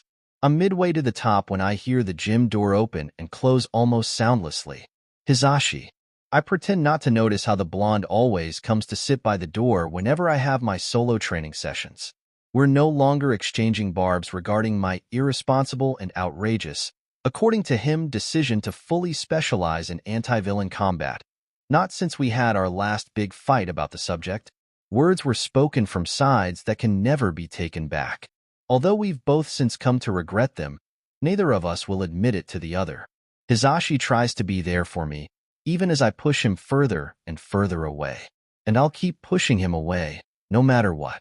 He and I are walking down two different paths. Hisashi's bound to become a bright icon and beloved hero. I will be consigned to the shadows, making sure that I won't have to attend another funeral. This is my answer. My choice. With less than 3 months until our graduation, our homeroom teacher has decided, in all his wisdom, to hold one last counseling session with us, to individually discuss our plans for the future. Having already worked out the kinks on my own plans of going independent straight out of school, acquired the necessary paperwork, and read up on all the legal requirements and certifications I'll need, I feel like this is entirely pointless. But rules are rules, I suppose, and one must abide by them. Whilst there are witnesses, at least. You wrote, "Start my own agency," as your career aspiration? But why go independent so soon? My homeroom teacher asks me. Most people begin with a few years' worth of experience at a veteran heroes agency. I am not like them. I'll only specialize in anti-villain combat. This way I can focus on fighting and nothing else. It's simple and rational, I answer, carefully controlling my enunciation of words. So long as I didn't need to talk fast, my tongue cooperated easily enough. The struggle with words continued, of course, and I doubt I'll ever be rid of the twang in my pronunciation. Aizawa. People don't graduate from UA just to become bounty hunters, he sighs. I realize you've been through a lot, but this concerns the rest of your life. You ought to give it some more thought. I lean over, resting my elbows on my knees, and look him straight in the eyes. I'll become an independent, underground pro-hero. That's the sort of hero I'm meant to be. There are no more words needed. No more arguments. No more empty platitudes. This is what I desire. Where are you planning on moving to? My mother asks me over dinner, her brown eyes focusing on picking the best pickled vegetable from the bowl. I'm looking into apartments in the area of Shizuoka. There are plenty of affordable options there, I answer. Or maybe Yamanashi, that's also an option. Tokyo is the center of most pro-hero agencies, and I don't want to set up my place there. Wouldn't being closer to other agencies work best, since you'll be independent? She asks. Since you'll be without any backup, is what she means. Not really, I shrug, picking at my own dinner. Big agencies mean lots of competition about who gets which patrol route. They don't take kindly to newcomers arriving into their territory. I know there's a smaller hero agency in Shizuoka that doesn't mind sharing routes, so that's where I'm thinking of going. All right, she nods. Do you need any help searching for a suitable apartment? I shake my head. Nah, I'm good. Thanks. Leave your contact information and address before you disappear off into the night like a scoundrel. My father grumbles, giving me a surly look over his work phone. I'd rather not have to contact a private investigator to track down my wayward son and have them tell me why he won't even bother to send a holiday postcard. I blink slowly at him. Sure. Things at home have changed from how they were a year ago. It was an unexpected development, really. A long, truthful, and heartfelt discussion was had, after 𝗬𝗏𝗺's funeral, about what they actually thought of me and what they wanted for me most of all. Even after that, I didn't think much would change. A too little, too late kind of scenario. However, one day I woke up and found Mom waiting for me in the kitchen, a homemade bento wrapped and ready for me to take to school. It started with gestures like that. Me destroying another pair of shoes while doing free running practices, only to find a brand new pair of specialized Pro Hero support shoes at the foot of my bed the following week. It was odd, comforting. We eat the rest of our meal in silence, and it no longer bothered me. This was fine. Packing up your whole life in boxes, even though most of these would simply be stored away and never opened again, for some reason or the other as Mom refused to just throw them away, is a weird experience. More so when you have the visceral feeling that this is not the first time you've done this. When the time came for that young man to leave his cozy home out in the suburbs to move into a college dorm, I remember someone fussing over each and every precious thing inside his room, asking 100 questions about how they could possibly survive without them, carefully folding each piece of clothing and wrapping fragile objects in newspapers. Sadly, the sound of their voice and the details of their face elude me. Time erodes all things in the end. As a small child, I vaguely recall having what few possessions I had placed inside of trash bags to make them easier to cart around from foster home to foster home, up until I was placed in the child care facility the Aizawa household adopted me from. And once here, I never had a need to pack anything. Old or ruined clothes would vanish from my closet, and new clothes would be bought to replace them. Toys would rotate in existence as I aged, though I do not recall ever paying them much attention. And I never felt the need or desire to decorate the walls of my bedroom with trinkets and whatnot. Packing up my life as Aizawa Shouta away in cardboard boxes revealed an alarming disparity between the memories of before and the reality of now. Everything okay in here? Mom asks, poking her head around the doorway. Yeah, I nod. It just feels weird. She nods, looking around the bare room with a wistful expression. You know you're always welcome back here, Shouta. This is your home too. You understand that, yes? I know. I tell her. I don't, but I'll try to. Do you have everything packed? She changes the subject. Almost, I sigh. Need any help? She asks. No, thank you. I look at the last 2 boxes on my bed. I need to do this on my own. Okay. She smiles at me before leaving. These 2 boxes had been pushed to the back of my closet a year ago, when it was still too painful to look at them. I never forgot they were there. A poltergeist haunting the closet, but I couldn't. These are some of 𝗬𝗏𝗺's belongings and possessions. After his funeral, I felt like I owed it to him to go visit his aunt. She'd been a mess, having already lost her sister and her brother-in-law to Pro Hero work. She took the loss of their son particularly hard. To say she'd been angry at a hero hopeful showing up at her doorstep days after she'd just laid him to rest was an understatement, at least until I introduced myself. Figures, 𝗬𝗏𝗺 would have ranted and raved about me to his aunt. She recognized my name instantly and had hugged me to an inch of my life. We talked a lot that day. She'd walked me around the house, showing me photographs and sharing childhood stories of 𝗬𝗏𝗺. I had never been to his house before, same as he'd never been to mine. Hisashi's family living far away, so I felt like I needed to be there, just the once, before I could properly move on. When I finally left and said goodbye to his aunt, several hours later, I was carrying these 2 boxes full of memories and precious things that his aunt demanded I take with me. I never opened them. I couldn't bring myself to. But now I have to. I need to do it. I pull the box closest to me over and gently pull off the tape to open it. The first thing I see, being at the very top of the box's contents, is one of 𝗬𝗏𝗧𝗏's jackets. A tan bomber jacket, eerily similar to the one on his hero costume, with a loud cloud patch on its breast. If I didn't know that UA did not allow students to take home any pieces of their hero costumes home, even outdated pieces of previous iterations of said hero costumes, I'd have thought it had come straight from the support course. This was just a regular jacket that 𝗬𝗏𝗧𝗏 must have bought, probably due to how similar it looked, and attached a loud cloud patch on. 𝗬𝗏𝗧𝗏 had designed his logo himself. He told everyone, and anyone who spared a second to listen, about how he'd had this vivid dream and had spent weeks trying to get the colors and dimensions just right.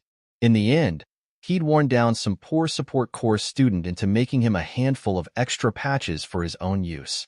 I never did figure out what he'd done with them. I guess I have my answer now. I pull out the jacket from the box and brush my fingers over the patch. It hurts. You idiot, I whisper to it. You were supposed to be here too. The cherry blossoms are in full bloom. Every graduating student spilling out of UA's building, smiling and crying in equal measures, holding their diplomas. Parents have come to congratulate their children. Teachers watch as a new generation of pro heroes is released onto the world at large, their jobs complete once more. It's my time to go. The apartment landlord is ready to hand over the keys this afternoon, and I still have the final paperwork to file at the Public Hero Safety Commission regarding the registration of my own agency. Rain? A girl looks up as she feels a raindrop fall on her head. Seriously? Today of all days? Her friend whines. Let's get in some group shots before the weather turns. Huddle up. Our class president calls out to us. Yeah, killer idea. Hisashi beams, turning around to look for me. That's my cue to get the hell away from this place. Hey, 𝗧𝗵𝗲. He chokes mid-sentence, erasure cutting off his quirk. I give him a Johnny salute, holding up my own diploma, and leave. This is my answer. My choice. What I am meant to do. Once more, walking down an unknown path. Act 2. To fight the good fight. It's Monday night, just a little past 4 a.m., and autumn is just starting to make itself known. The fading summer heat is still ever present in the air, but will hopefully fade sooner rather than later for the rest of the year. I should feel more or less relieved. No more nights spent roasting inside my hero costume, because I am not trading it for a lighter and more breathable material if it compromises the durability and stab-proof, fireproof, and Kevlar-reinforced properties my current one has, and ending up drenched in sweat by the time I drag myself home. But I'm not. And I'm not relieved or happy because of one simple reason. All the work I've put into busting open a drug carter, more than 3 months of investigation and tracking down potential leads, has just gone down the drain with little hope of recovery, all because of a jackass newbie. God fucking damn it. Honestly, the night had started off as it usually did. Some petty would-be thieves, a couple of drunks getting too rowdy and quirk-happy, followed by my newly customary surveillance hour over the alleyway where a member of this as-of-yet unidentified cartel would show up and try to sell their crap. I took over this case when the 𝗧𝗵𝗃 agency passed it over to me. Well, technically they transferred it over to my agency, but I'm the only one in it. So, because they got nowhere with it and had more pertinent cases to focus on. I'd been working on a similar case, and turns out that they were connected all along. So I didn't refuse their request. Thanks to my status as an underground pro hero, rookie hero in general or not, I was perfectly suited to handle cases such as these. Or so they said when they handed them over to me. Bullshit. I'm sitting down on the edge of the roof, hidden in the shadow of the building adjacent to this one, and have resigned myself to stare at this suspect until he decides to leave, get in contact with his suppliers, or, the best possible outcome out of all options, actually go and meet his suppliers at their hideout. Hopefully, tonight is the night that happens and he doesn't just crash at his girlfriend's house. And it was just his girlfriend's house. I've already snuck in and turned the place upside down whilst they were out. Either the suspect is very smart to not leave behind any clues, or, as I'm beginning to suspect, he wasn't trusted with any information and his only worth was as a street dealer. I really need this guy to meet with his associates and widen my suspect list so I can figure out where their base of operations is. Regretfully, that was never going to happen now. A pro hero, and a fresh out of the academy one at that, appears around the corner, running down the street in the general direction of the drug dealer, which is enough to startle the criminal into believing he's been found out and start booking it in the opposite direction. Now, common sense in this world is interesting, to put it politely. But being exposed to pro heroes and their marketing team efforts since early childhood has ingrained one baseline social rule. You do not run from pro heroes unless you've done something you really shouldn't have. Nowadays, people run towards pro heroes in order to ask for autographs or selfies, or whatever, and definitely not away from them. So, the rookie wasn't exactly wrong to notice this man just start running away from him and put 2 and 2 together and start chasing this guy for real. But, for fuck's sake, they just single-handedly ruined all of my work because they either catch him, find the drugs on him, and take him in to be processed at the station, which makes my investigation crash down back to zero as he is my last possible lead. Or, they let this guy escape and he goes back to his reclusive and jumpy temperament that will end with me doing nothing but staring at this sniveling human being from the shadows of a rooftop for hours at a time for several weeks until he feels comfortable enough to get back on track. Goddamn it. I sigh and look up at the night sky as if it'll provide me an answer to my small existential crisis before shaking my head and getting to my feet. I roll my shoulders and crack my back before chasing after the 2 of them. If nothing else, I'll provide more information about the guy's actions to the arresting officer. And so, it was with this brilliant decision of mine that I got front row seats to one of the most embarrassing moments of this rookie's career. Really, he's off to a great start for his debut. Help! He's going to kill me. The criminal screams into the night. I'm not going to kill you. I'm a pro hero. Stop running. The rookie yells back. Help! Somebody help me. The criminal screams louder. I'm not a villain. The rookie screams back. By now they've already made it down 2 whole blocks and their noise is starting to wake up the civilians trying to get some decent shut before having to go to work in a couple of hours. I decide that I should probably intervene and stop this shit show from getting any more attention, lest they both end up gracing the early morning news with their performance. Descending like a bat out of hell, I launch one end of my scarf to wrap around the criminal and use my momentum to act as a pulley system and that the criminal suspended in midair below a streetlight.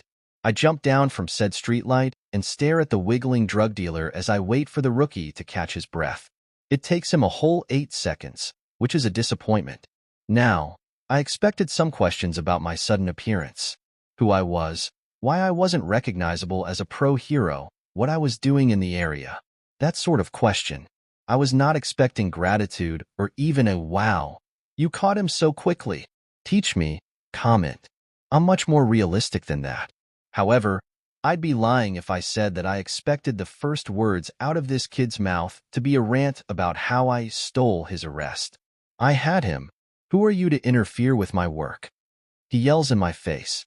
The criminal wiggles and futilely kicks his legs above us, loud words muffled behind my capture weapon. We did not need a redo of their screaming match. I stare at the rookie. He can't be any older than 19. A total baby face, wet behind the ears, juvenile that can't seem to grow a proper peach fuzz, and mentally pray to every deity that might spare me a minuscule moment of pity for my exhausted soul and grant me some patience. Because if I'm granted strength, there's going to be a rapid increase in hospital admissions. 𝗎𝗪𝗔𝗂𝗵𝗃, a pro hero, is supposed to make arrests with minimal fuss, little to no collateral damage, and not wake up an entire neighborhood chasing after a petty drug dealer. I inform him matter-of-factly. He reddens. Who are you to tell me that? I will find whose agency to work under and recommend additional training for you to their HR department. Your senior pro hero colleague. I stared at him blankly. I'm calling this in. You can claim the arrest. I'll sign the paperwork. The rookie fumes in silence, glaring at me, and doesn't disturb me as I contact the police to come pick up our quarry. With his costume, loud volume, and lack of arguing of who gets the paperwork, I'm assuming he's a daytime hero running a night patrol after either drawing the short straw or already at odds with his boss. Since there aren't that many agencies that run night patrols in this area, I'm confident that tracking down which one he belongs to won't be hard. I bite down the inside of my cheek to prevent a satisfied smirk from showing outwardly. For daytime heroes, gaining popularity was paramount. They needed to get their name out there and have people remember it. Have people contact them to market products, become brand ambassadors, even get invited to participate in various shows or events. Underground heroes, like yours truly, on the other hand, avoid popularity like the plague because it went against our very career path. Being known as a pro hero when you're often skulking around less than ideal areas with no emergency backup and limited support items at all hours of the night is essentially a death sentence. So, what we needed to prove to the 𝗵𝗃𝗃 that we're actually working and getting somewhere is registered arrests, aka our name and signature on the paperwork. Sadly, the moment the police arrive to take in the criminal, the rookie decides to loudly argue that this was all his arrest, not mine, and I struggle not to give in to the desire to wrap my capture weapon around his mouth the same way I'd already done to the drug dealer. I have to be careful not to let the scarf learn too many bad habits of mine.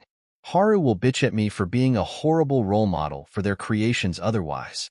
Granted, they ignore my argument that it was them that made the capture weapon capable of learning bad habits from its user in the first place. The officer that came to take the criminal away gives us both a contemptuous look due to this quibble. I can't blame him. Police officers are frequently undermined by heroes in general, not to mention civilians, and are often said to have become officers solely because they failed to have the quirks or strength to become heroes themselves, and it must rankle. They did amazing work and were indispensable for a working society, yet, in the eyes of the fools, they were little more than wannabe heroes that fell short of their goal. So I can't blame him for the contempt as the rookie continues his pointless tirade about who truly caught the criminal, even if it annoys me. As I said, Wire can take all the credit for the arrest. I'll take signing the paperwork. I stare at him with a blank expression. He glares at me and stews in blissful silence. Thank whoever for small mercies. I write off the report on the offered document and sign it at the end, handing it back to the officer and getting my capture weapon off the criminal so he could be taken away. Once all that's done, I check my phone and start heading home myself. It's close enough to 6 a.m. that if I walk it won't alter my regular patrol hours. I'll give the case another once-over in the morning and recheck all known locations, see if I can get another lead, extremely unlikely, before meeting with Sansa to see if there's any news. Back when I first started plotting out the logistics of renting an apartment all by myself straight out of high school, way back when I was 16 years old, I'd been much more concerned about its location and rent prices than the actual quality of the apartment. I'd have survived with a single-room apartment with leaking pipes if I had my sleeping bag with me, in all honesty. What can I say? I was something of a minimalist. The reason behind that is 'cause I really thought that the Aizawa would be glad to see me go after enduring my presence for almost 12 years, and that I'd also be saving a lot of money by not getting a more lived-in place. The reality, however, is that the Aizawa were adamant about sending me a monthly allowance that covers half of my rent, as per our agreement that they would not, in any circumstances, pay my full rent. I'm determined to be fully independent from them financially, plus extra cash they thought I wasn't noticing being deposited into the trust fund they opened shortly after adopting me.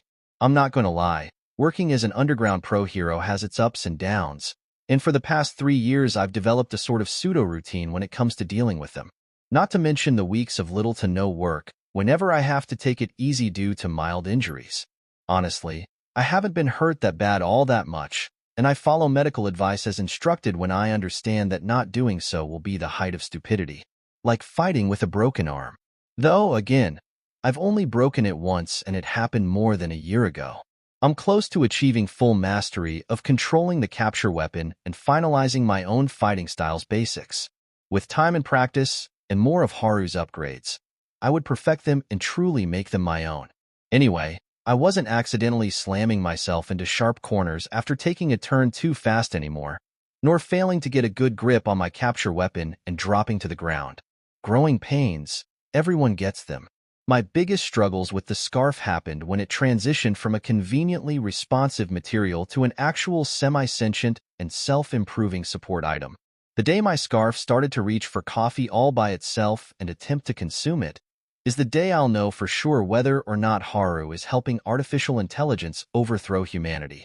But that's a matter to ponder over with a bottle of strong alcohol. Anyway, with the Aizawa's assistance, I could afford to search for a more comfortable and accessible apartment. I managed to snag a perfect place within walking distance of a train station, with a small communal parking lot beside it where I could park my motorbike. Mom hadn't exactly been pleased with my decision to forego getting an actual car and settling for a bike instead, but as it was I who'd be driving it and I had no intentions of ever giving car rides to anyone ever again, a single-seat transportation was perfect for me. Not that I rode my bike all that much, either walking to my patrol locations or taking public transport. Plus, Haru had a much easier time messing around with a bike in their workshop than they would a car, and I am pleased with their designs for improvements. The apartment itself is a quiet, two-story building with 6 apartments total. The owner doesn't live on-site, but is more than agreeable with dealing with picky tenants. The building boasted some amazing quality materials, and its best feature was the sheer level of security it hid in plain sight. Hidden cameras and silent alarms, each apartment had some standard traps, and the landlord allowed the tenants to add their own security features to their apartments. This building was tailored to house single pro heroes or other high-profile members of society. It was nondescript and inconspicuous to outsiders, but perfectly comfortable and safe for its residents. My apartment was the first one on the upper floor, door number 201, right next to the staircase, so it's super quick for me to reach it, unlocking the door and turning the lights on as I enter. The apartment is, according to my parents, rather small, with a split bathroom, an LDK, and a single bedroom, plus a balcony, of course. To me, it was spacious enough that I didn't feel as if I was living inside a tuna can, but not big enough to seem ostentatious. The 𝗳𝗃𝗃, the entryway, is just big enough for me to fit a shoe cupboard and an umbrella stand. Usually this is where I always dumped my unimportant mail before I found it in me to flit through with. I installed a wall-mounted shelf above it with a wardrobe rod so I could hang up the sparingly few suits I owned. Sometimes the 𝗵𝘃𝗃 invited less-known pro heroes to galas where formal wear was mandatory. From the 𝗳𝗃𝗃 to the LDK, there's a long, slim hallway with 3 doors. The immediate door to my right leads to my bedroom. The 2 on the left lead to the restroom and the toilet, respectively. Now, as previously mentioned, the landlord allowed us to personalize our security measures, so I had Haru go wild with it. My privacy and safety will not come at the cost of what is considered too paranoid to be used by others. All my windows were made of one-way glass that were practically bomb-proof, and good luck trying to unlock my door and disable my alarms before any of their safety features knocked you on your ass. I knew that there was a tranquilizer gas inside of the balcony door, but I honestly only skimmed over the list Haru gave me before signing on it. I had the AC controls on the wall right before the LDK, alongside a fern hanging from the ceiling that 𝗵𝘃𝗃 got me after I told them I got the apartment keys from the landlord. I assumed she'd clearly been trying to make a joke about how I wouldn't be able to keep a plant alive, much less myself, but it had backfired. The fern was, in fact, thriving, and I found I enjoyed tending to it, so I got more plants.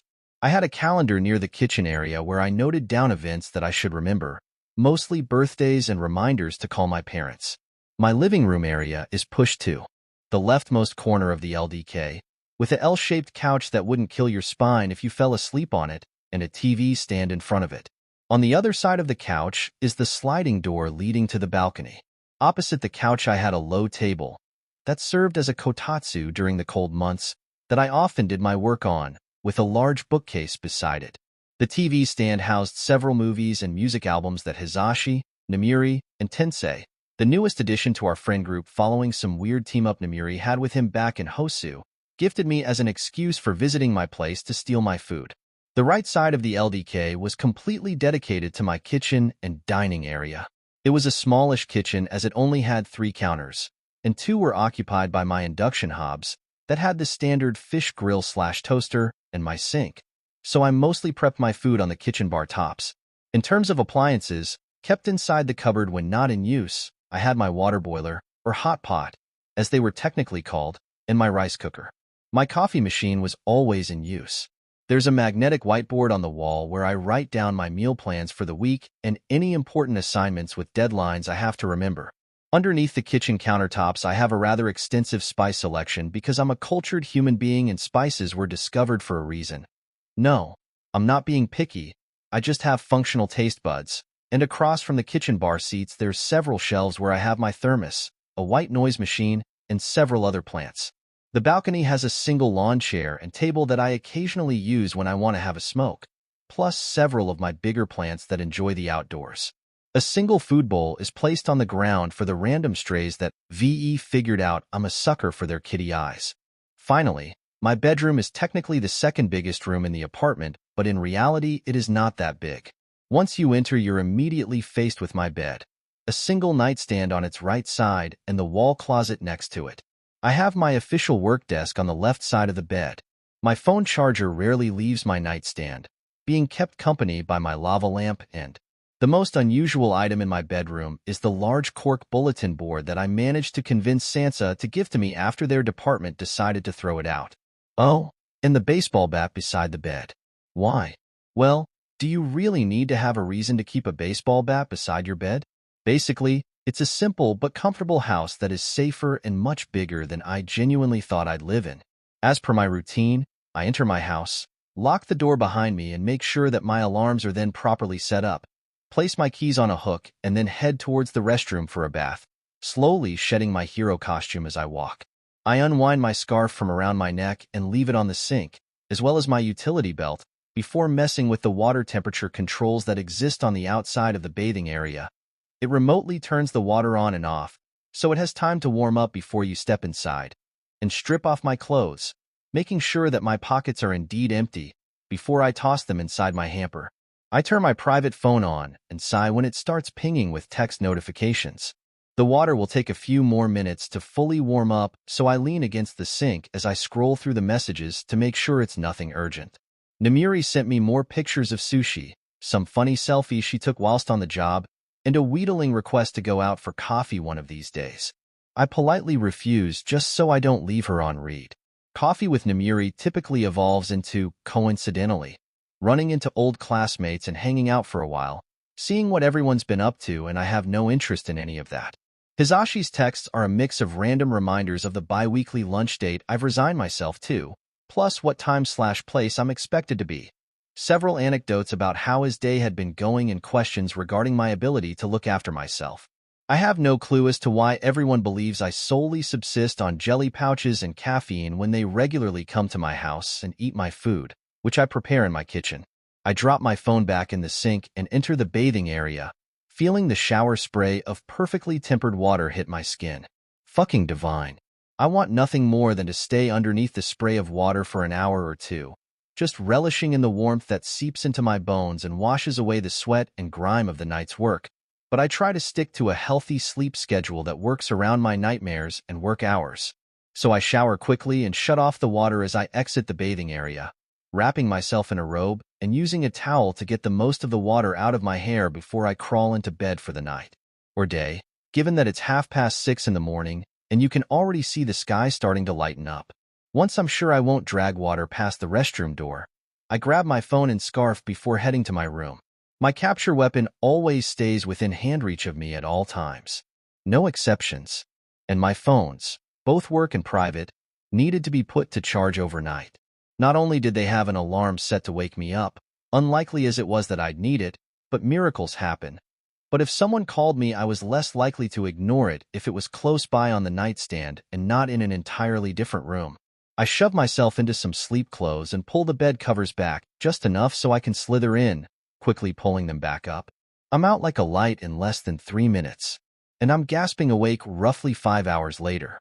A choked-off scream trapped inside my throat, the phantom taste of blood on my tongue, and the burning agony of 4 bullet wounds clawing at my soul from beyond the grave. Hey, buddy. Just the guy I wanted to see. I turn around. I can feel my expression pull into a smile. I don't want to smile. I don't want to turn around. I don't want to see. Hey, yourself? What has you in such a hurry? I ask, adjusting the strap of my messenger bag over my shoulder so it doesn't catch on the collar of my jacket. It's a dark brown leather jacket with a personalized design with my initials on the back. I created the design myself, drew it with my own hands, while Grandma bought the jacket and embroidered it. It took several months for her to finish it, but she'd wanted to surprise me with it on my birthday.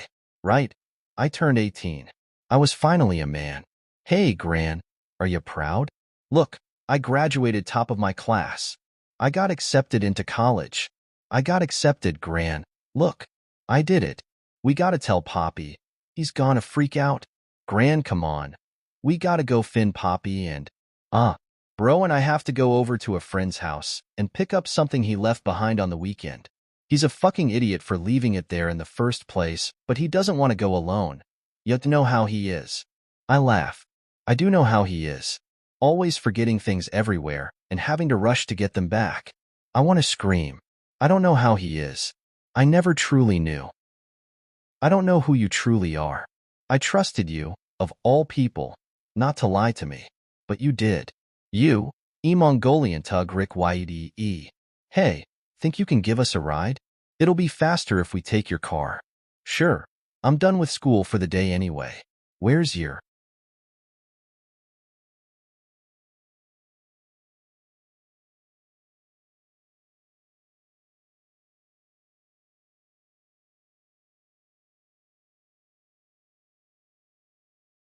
Off center of my chest, a bit lower than my solar plexus. The skin is smooth, and it chills me.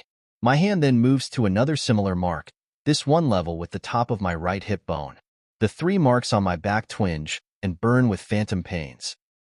2 hit my back, one just under my left shoulder blade, the other just barely missing my spine. One whizzed past me, over my shoulder, and hit a street lamp, ricocheting into a nearby parked car, shattering its passenger window. The second bullet hits me in the chest. I crumble to the ground. He comes closer. He stands right over me. I raise my hands up, but why Nigerian Iradi points the gun at me one last time and fires twice.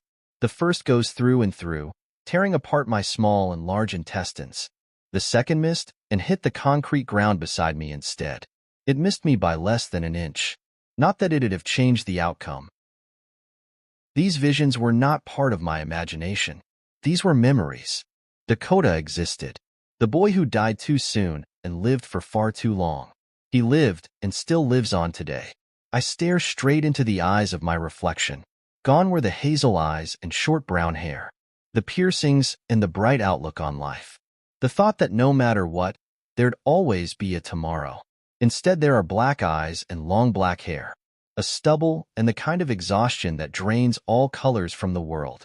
The knowledge that you are never promised a tomorrow.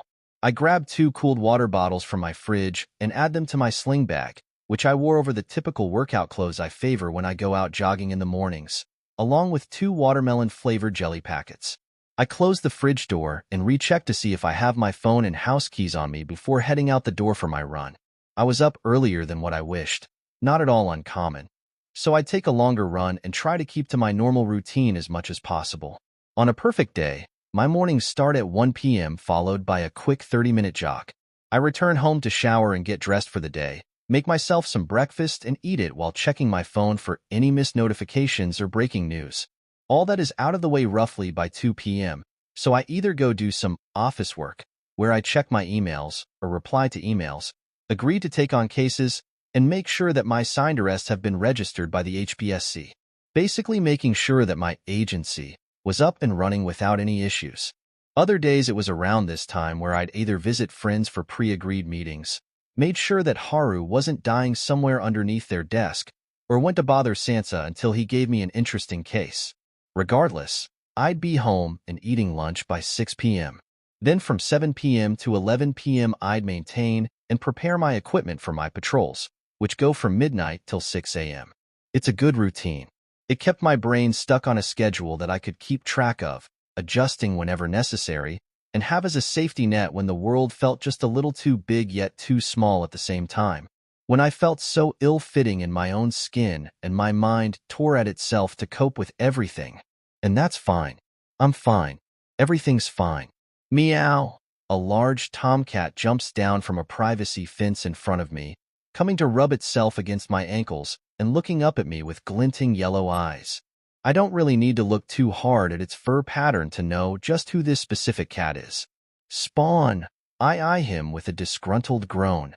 Meow. The cat I've dubbed Spawn, because of his frustrating ability to appear whenever I'm out on a run, walks circles around my legs, his tail held high and swishing slowly from side to side. How ya find me regardless of where, and when I'm running, I'll never know, I huff. And I ain't discounting a quirk either. Spawn, as expected, doesn't show a response to my words, gimlet eyes fixed on my backpack. I decide that it's way too early in the morning to muster up the effort to argue with the stubborn bastard, and just open my bag to pull out one of the cans of wet cat food I have in it. Spawn immediately begins to purr. Brown noser. I open the can and put it down on the ground, letting him chow down on it, and check the time on my phone. It's almost noon. I'll head home after leaving the rest of the cans at the usual places. Meow. Spawn lets me know that he's done eating, licking his paws to wash his face. Don't be getting into trouble, I tell him, picking up the empty can to throw it in the trash later before leaving. Spawn watches me go. Their fur, a mixture of ginger and black, gleams under the sunshine, and their yellow eyes stare at me unblinkingly. For such a ridiculously cute cat, he sure had a creepy fucking stare. Whatever. I sigh and restart my jog at a relaxed pace. A few months after I first moved into my apartment, I noticed that there happened to be a lot of stray cats living in the neighborhood. Perhaps some previous tenant had been feeding them? Regardless, no one was feeding them now, but they still stuck around. And I remembered 𝗬𝗏𝗧𝗏. How he helped when I could not. When I couldn't save a single cat. I found myself buying and leaving cans of cat food in various spots a couple of days later. I was vaguely annoyed with myself for not realizing what I was doing until I was already by the cashier, and ended up using the cans because it would have been a waste otherwise. And somehow it became a part of my daily routine. It's been 3 years since I graduated from UA, and by now, I was sort of a beacon for the 20-odd strays that roamed these streets and who've long since realized my presence means free food and gracious petting. Thankfully, I haven't been called out by any neighbors for encouraging them to stick around.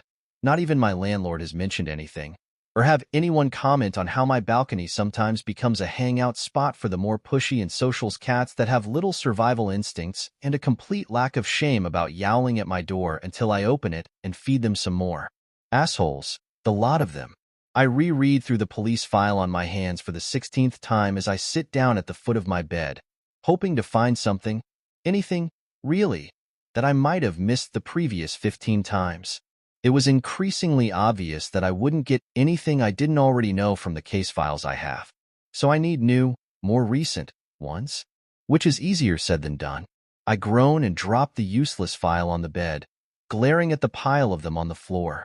The case is going cold. We know that the cartel is still active somewhere, but no one knows anything about it. Or, if they do, they're not talking. We have nothing and I hate it. I let myself fall backwards on the bed and press my hands over my eyes. How do I go about this? What do we have? What do we know? A new drug cartel sprung into existence anywhere between 6 months to a year ago. They stick to lower-class areas and target the homeless, unemployed, and downtrodden middle-aged people. They systematically turned away teenagers and other young people, which I had some respect for. So far, 5 drug dealers have been caught along with 1 suspected drug runner. All were awaiting trial. Regardless of whether or not we could get any more info out of them, they'll still be sent to prison for the charges we can already pin on them, namely, the drug dealing. The problems with this case started with the fact that we had no evidence that the dealers knew each other prior to their arrest. They did not react to any of the others' names, and, when placed inside the same holding cell, alongside an undercover officer, they did not interact or spare a glance to the other. Hell, 2 of them actually started chatting about how they were in for similar crimes without ever indicating that they knew they'd been caught in relation to the same case. Either the dealers had good fucking poker faces and control over their facial expressions, or they genuinely did not know about the others.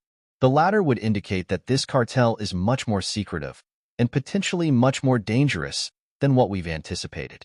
There are absolutely no leads regarding the location of a base of operations for the cartel, much less knowledge where the dealers are buying or retrieving the drugs from, which I personally found the most disturbing aspect of this investigation. We have no paper trail to follow. There is always a paper trail. Always. One had to get the drugs, or the drug ingredients, from somewhere, obviously, which will require some sort of transaction between 2 or more parties. Then there's transport, distribution, and payment for the dealers and drug runners, which, again, would involve some transaction between them. Finally, You sell the drug for profit, so there has to be some money trail to hone in on their location. Except there isn't. There's nothing. This doesn't make any sense. I sit back up and look down on the police reports strewn across my bed and floor before looking upwards at the bulletin board where I've pinned all the people of interest for this case. They don't live in the same area. No known connection between any of them. No changes in behavior or routine that can pinpoint the precise moment they began to sell the drugs. I murmur to myself. This doesn't make any sense, I repeat. I'm missing something. I stare at the board and mentally comb through the files that I've read through enough times to recite the contents from memory. I won't find anything else here. I get up and stretch my arms above my head, feeling my back shift and crack. Guess I'm paying 𝗧𝗵𝗲 a visit today. See if he has anything for me. I'm slightly overdue for a visit anyway. He's probably jumping at every shadow that appears from the corner of his eye, thinking that I'm about to jump out and startle him like I did whenever our patrols overlapped. Except I chose to have nightly patrols whilst 𝗧𝗵𝗲 got them because he mouthed off to someone he shouldn't have. Usually his superiors, but he'd also brought a criminal to tears after tearing apart his flimsy excuse that it wasn't his fault that the apartment he purposefully set fire to got the rest of the building caught on fire. Honestly, if I hadn't already liked him before, that would have definitely done the trick. My sole complaint about him was that he had little situational awareness, and what kind of friend would I be if I didn't remedy that? I chuckle to myself as the vision of 𝗬𝗪's orange fur puffing out involuntarily as he violently flinches from a jump scare I dealt him comes to mind. Truly, what kind of friend would I be? I enter the police station holding up 2 coffee-to-go cups and nod a greeting at the secretary manning the front desk. Hello, is 𝗵𝗃𝗲 here today? I ask. Good afternoon, Aizawa-san. 𝗬𝗪 is over by his desk. Is that a bribe for him? They point at the coffee cups with a bemused smirk. Perhaps, I shrug. But why would I require a bribe for 𝗬𝗪? He and I go way back. The officer snorts and does their best to not roll their eyes at my words. In a way, we did go way back. I first met 𝗬𝗪 shortly after I graduated UA, and he was fresh out of the police academy. In terms of our professional routes, we were both just officially starting out. I was 18. 𝗬𝗪 was 21. Neither one of us had the greatest first impression about the other. I offer the officer a final shrug before walking deeper into the station, quickly finding 𝗬𝗪 hunched over his desk as he fills out a report and hisses under his breath about shoddy investigation work and too much red tape. I place the travel cups down on the desk and sit down on the chair in front of it. 𝗬𝗪 stiffens, his pupils sharpening into small dots and focusing on the coffee with reverential delight, before his eyes turn upwards to look at me and lose some of their gleam. Eraser. Their flat tone of voice greatly amuses me. 𝗬𝗪. I nod in greeting. Do you have any new information about the drug case? They sigh and take one of the coffee mugs. The last lead was arrested early this morning. By you, he adds with a pointed look. Rookie chanced upon the guy, startled him, and then they both started screaming bloody murder while running down the streets at 5 a.m. I roll my eyes. What would you done? 𝗬𝗪's ears twitch. Fair point. So there's nothing new? Absolutely nothing? I ask again. He shakes his head. Nothing that I know of. Boss is breathing down our necks to process the suspects and put the case on the back burner. Let it go cold. I stare at him, unimpressed. They gesture to the piles of paperwork they have around their workspace. In case you can't see, Shouta, I'm drowning in work and I can't ignore it in favor of pursuing dead leads and cold trails in the hopes of finding anything we don't already know. Damn. I sigh. I get that. I really don't. I hate it. What's got you so worked up? I ask him, not taking the file from his hands because I have manners. 𝗬𝗪 opens his mouth to say something. Most likely you know I can't tell you anything. You're not on this case. And stops. He blinks a few times before he stares at me for a few seconds. I stare back unfazed, inwardly wondering why the fuck I felt like I just made a huge mistake. Actually, you might be just what I need, 𝗬𝗪 murmurs. Hey, Eraser, are you busy for the rest of the day? He asks. I've got to head to the pharmacy and pick up some more eye drops, but other than that, no, I answer. I need a second opinion about this case I got handed. I'll send you the files and you can mail me back about what you think is wrong, ye? He offers. Well, Since my current case is being put on hold for the foreseeable future, I have time to spare. Sure. Oh, also, can you do me a favor and see if you can get me either the analysis report of the drugs we apprehended off the guy, or a sample that I can have my own analyst check? I ask. Sansa sighs. I'll see what I can do, but I make no promises. I'll take what I can get, I nod. I'll mail you about the second opinion later. As I'm walking home from the pharmacy, I let my mind drift off, letting bubbles of whims and fuzzy, half-formed thoughts scatter around my head. I have to pay a visit to Haru soon. Get them to check over the scarf and the implant to see if everything's working as it should. Plus, I'm due another refill of the supplements I need to take because of them. Really, I'd ask them if they could engineer a more efficient eye drop solution for me, but I have more pertinent ideas I want to discuss with them. And the over-the-counter solution works just fine. Anyway, knowing them as well as I do, they'd grumble about me thinking that there's some kind of all genius at their beck and call, ignoring the fact that I truly am, aware of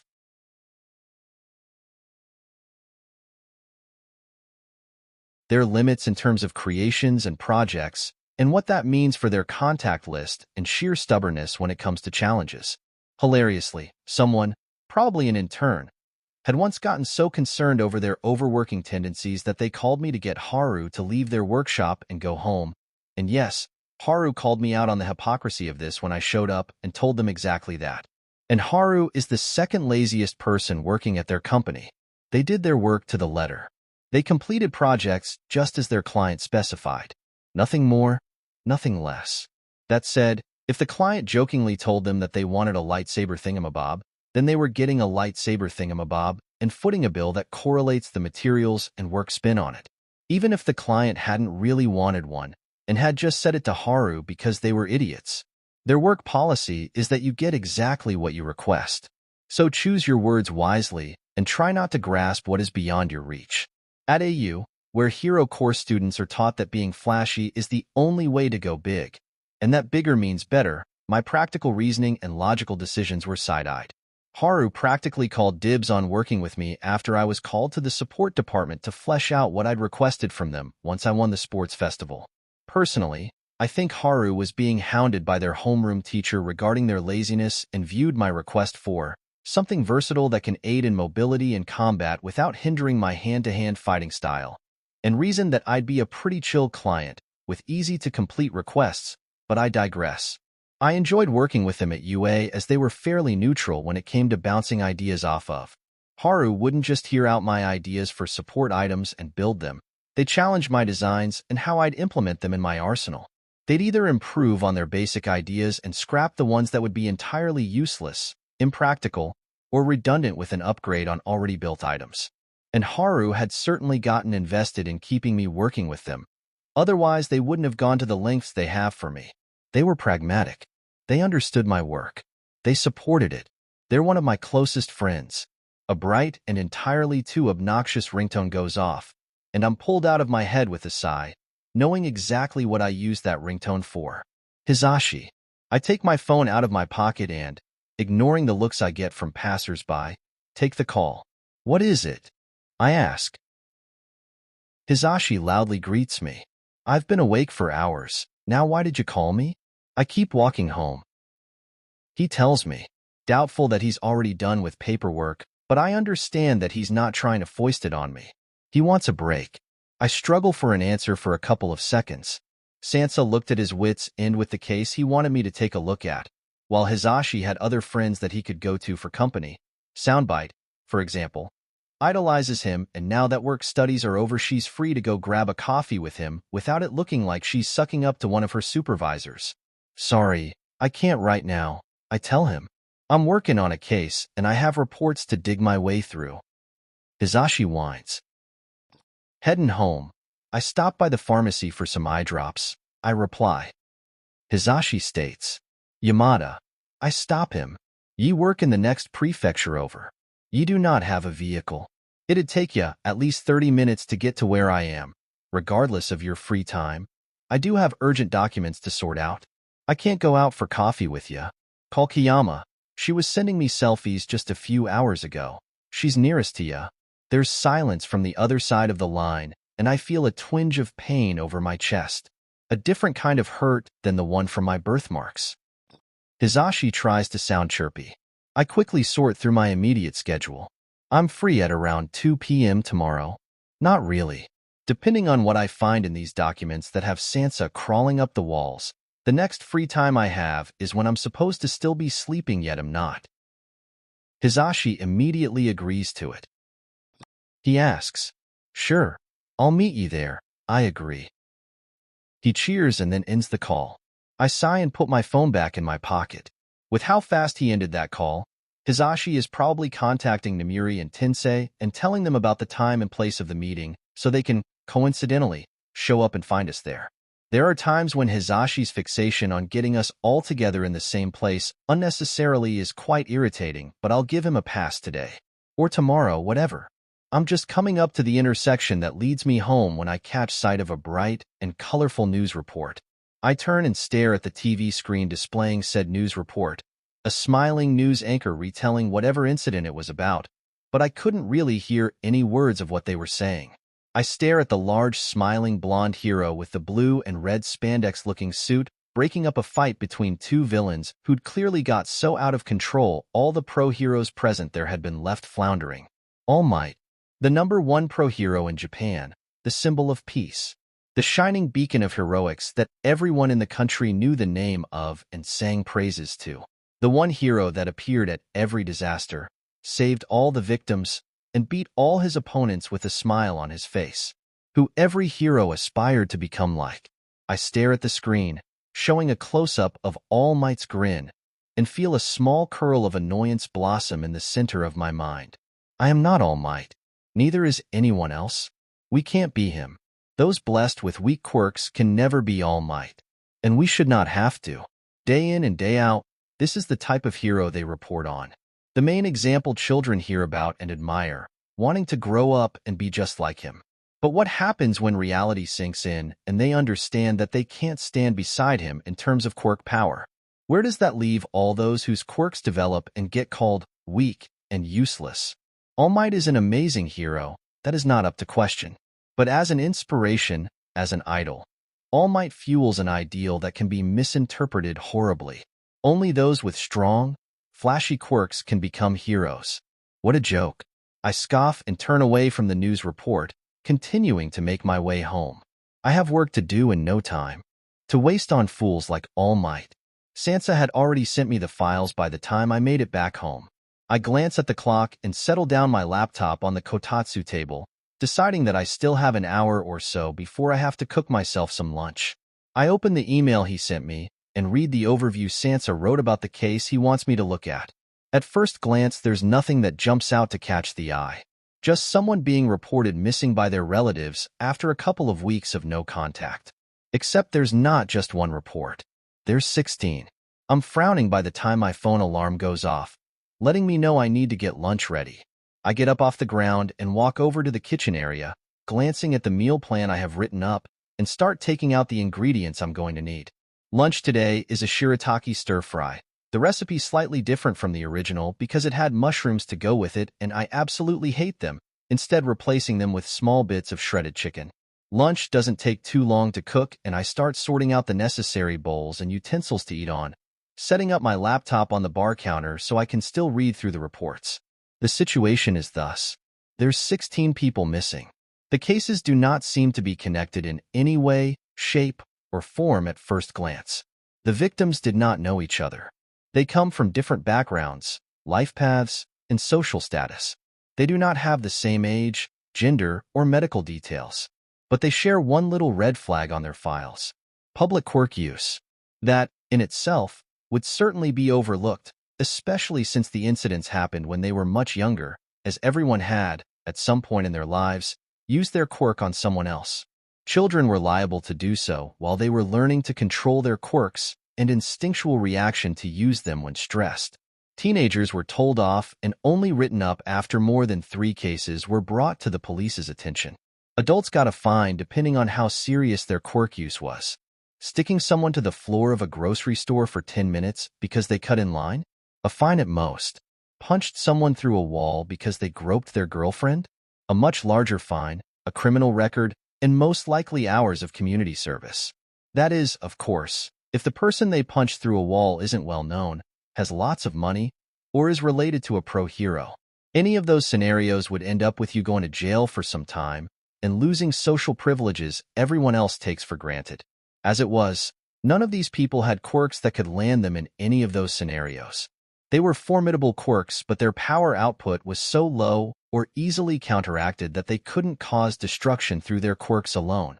And these were normal, unimpressive civilians. So the odds of them being willing and able to cause destruction without their quirks were extremely minimal.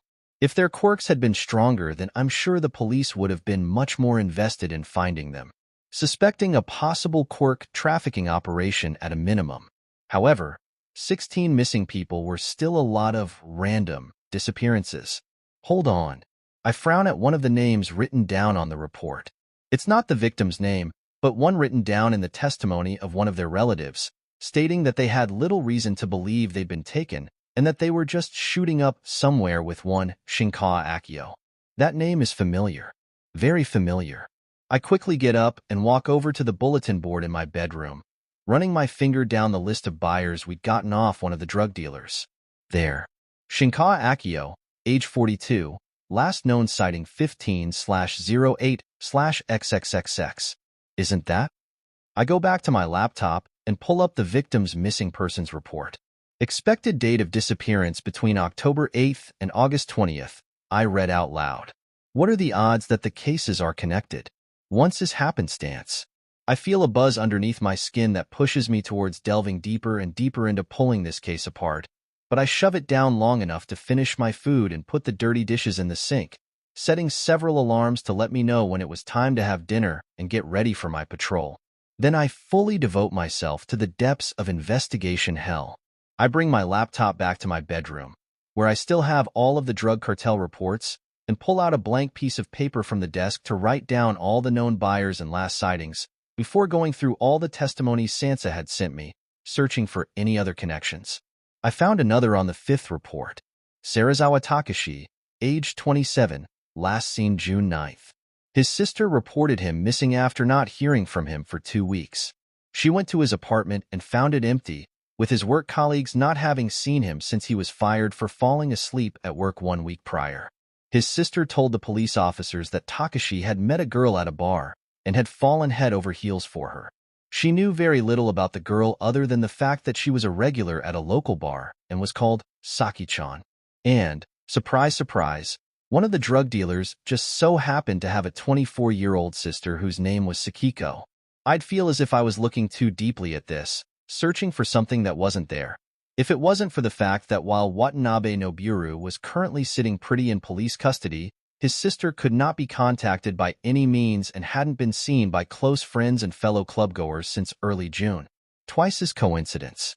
I resumed searching and swore when I found out another connection.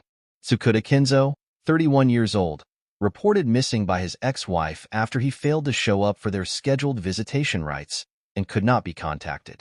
His ex-wife was adamant that regardless of their marital differences, her ex-husband adored their son and anxiously looked forward to each visit. He frequently requested updates about how his son was doing in school and if it was all right if he could get him anything when he next came to visit, or if he could talk to him even if it was just to tell him good night before bed. The reason they divorced was because of his drinking problem, and his ex-wife wasn't willing to raise their son in such an environment when Kinzo refused to attend AA meetings or enter rehab. Police looked into his disappearance and discovered that Kinzo had been fired after failing to show up to work twice. His employer and co-workers hadn't bothered to enter in contact with him to see if there was something wrong. They went to Kinzo's apartment and found no signs of a struggle or any missing belongings, though it was apparent that Kinzo had not been in it for, at least, a couple of days.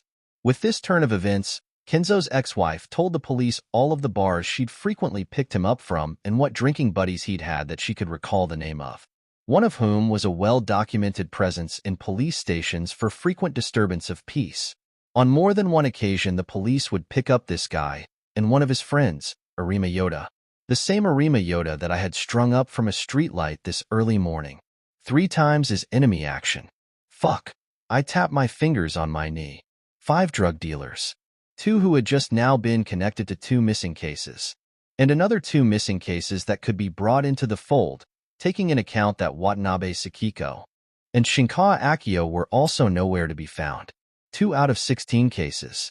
We still have no idea how big this drug cartel is and where they are located. I look at the clock and mentally calculate what time I have to compile common denominators and still be able to cook dinner. 1.5 hours. At most.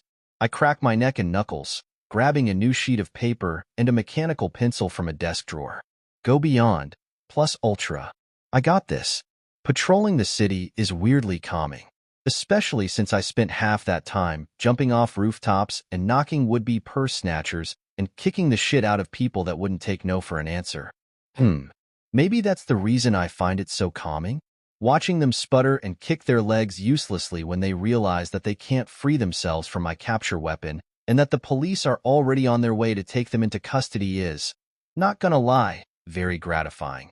Primarily because the first reactions I get are laughter. And what are you going to do?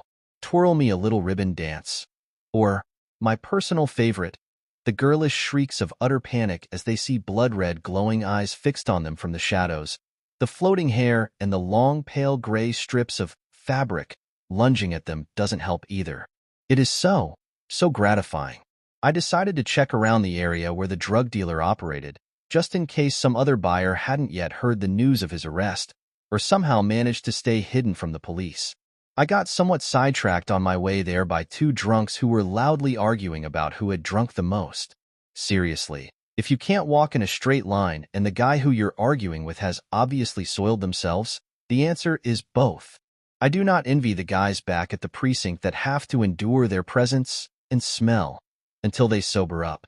Nonetheless, I return to my usual patrol method of mindlessly weaving in and out of streets, up and down on rooftops, without a set pattern, keeping an ear and eye open for any minimal sounds or signs of disturbance.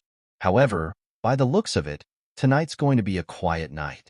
Of course, life just had to prove me wrong because I can't help but jinx myself. He took out Abe. One crook yells, pointing his pocket knife at me. Shit, who the fuck is he? Another crook clutches at their bleeding nose, courtesy of a perfect elbow hit when they tried to stab me from behind. Who the fuck cares? It's 6 against 1. Get him. The leader, I assume, orders. I grab a hold of the wrist of the guy closest to me and twist it, throwing him against his partner who tried to lunge at me. They're not using quirks, but I do not know if it's because they cannot use them in a fight or because they require specific activation requirements. Maybe they're volatile in contained spaces or will interfere with each other. Regardless of the reason, I'm not taking any chances. I'm prepared to activate erasure at any moment. The scarf loosens itself from around my neck and launches out one end of it to wrap around the wrist of the leader, pulling upwards and around to free the knife they held in their grasp. The smoothness of the action made it seem like I'd been the one controlling it. I wasn't. Even though Haru explained to me, at length, what exactly the implant did and how the capture weapon would adapt to it, the scientific lingo and technical jargon I heard made little sense to me. All I truly understood is that the capture weapon would slowly become less of a support item and more like a true extension of my own body. Haru is terrifying when they devote themselves to something they're invested in. Fuck this shit, bro. What the fuck is that thing? The bleeding crook yelps. How the fuck would I know? Their friend yells back. Fuck it. Let's get out of here. He turns tail and starts running away. Not that that's going to save him. Either tonight or tomorrow I'll find him and bring him in. Running wasn't going to spare him an arrest. Wait for me. The other follows. For remain.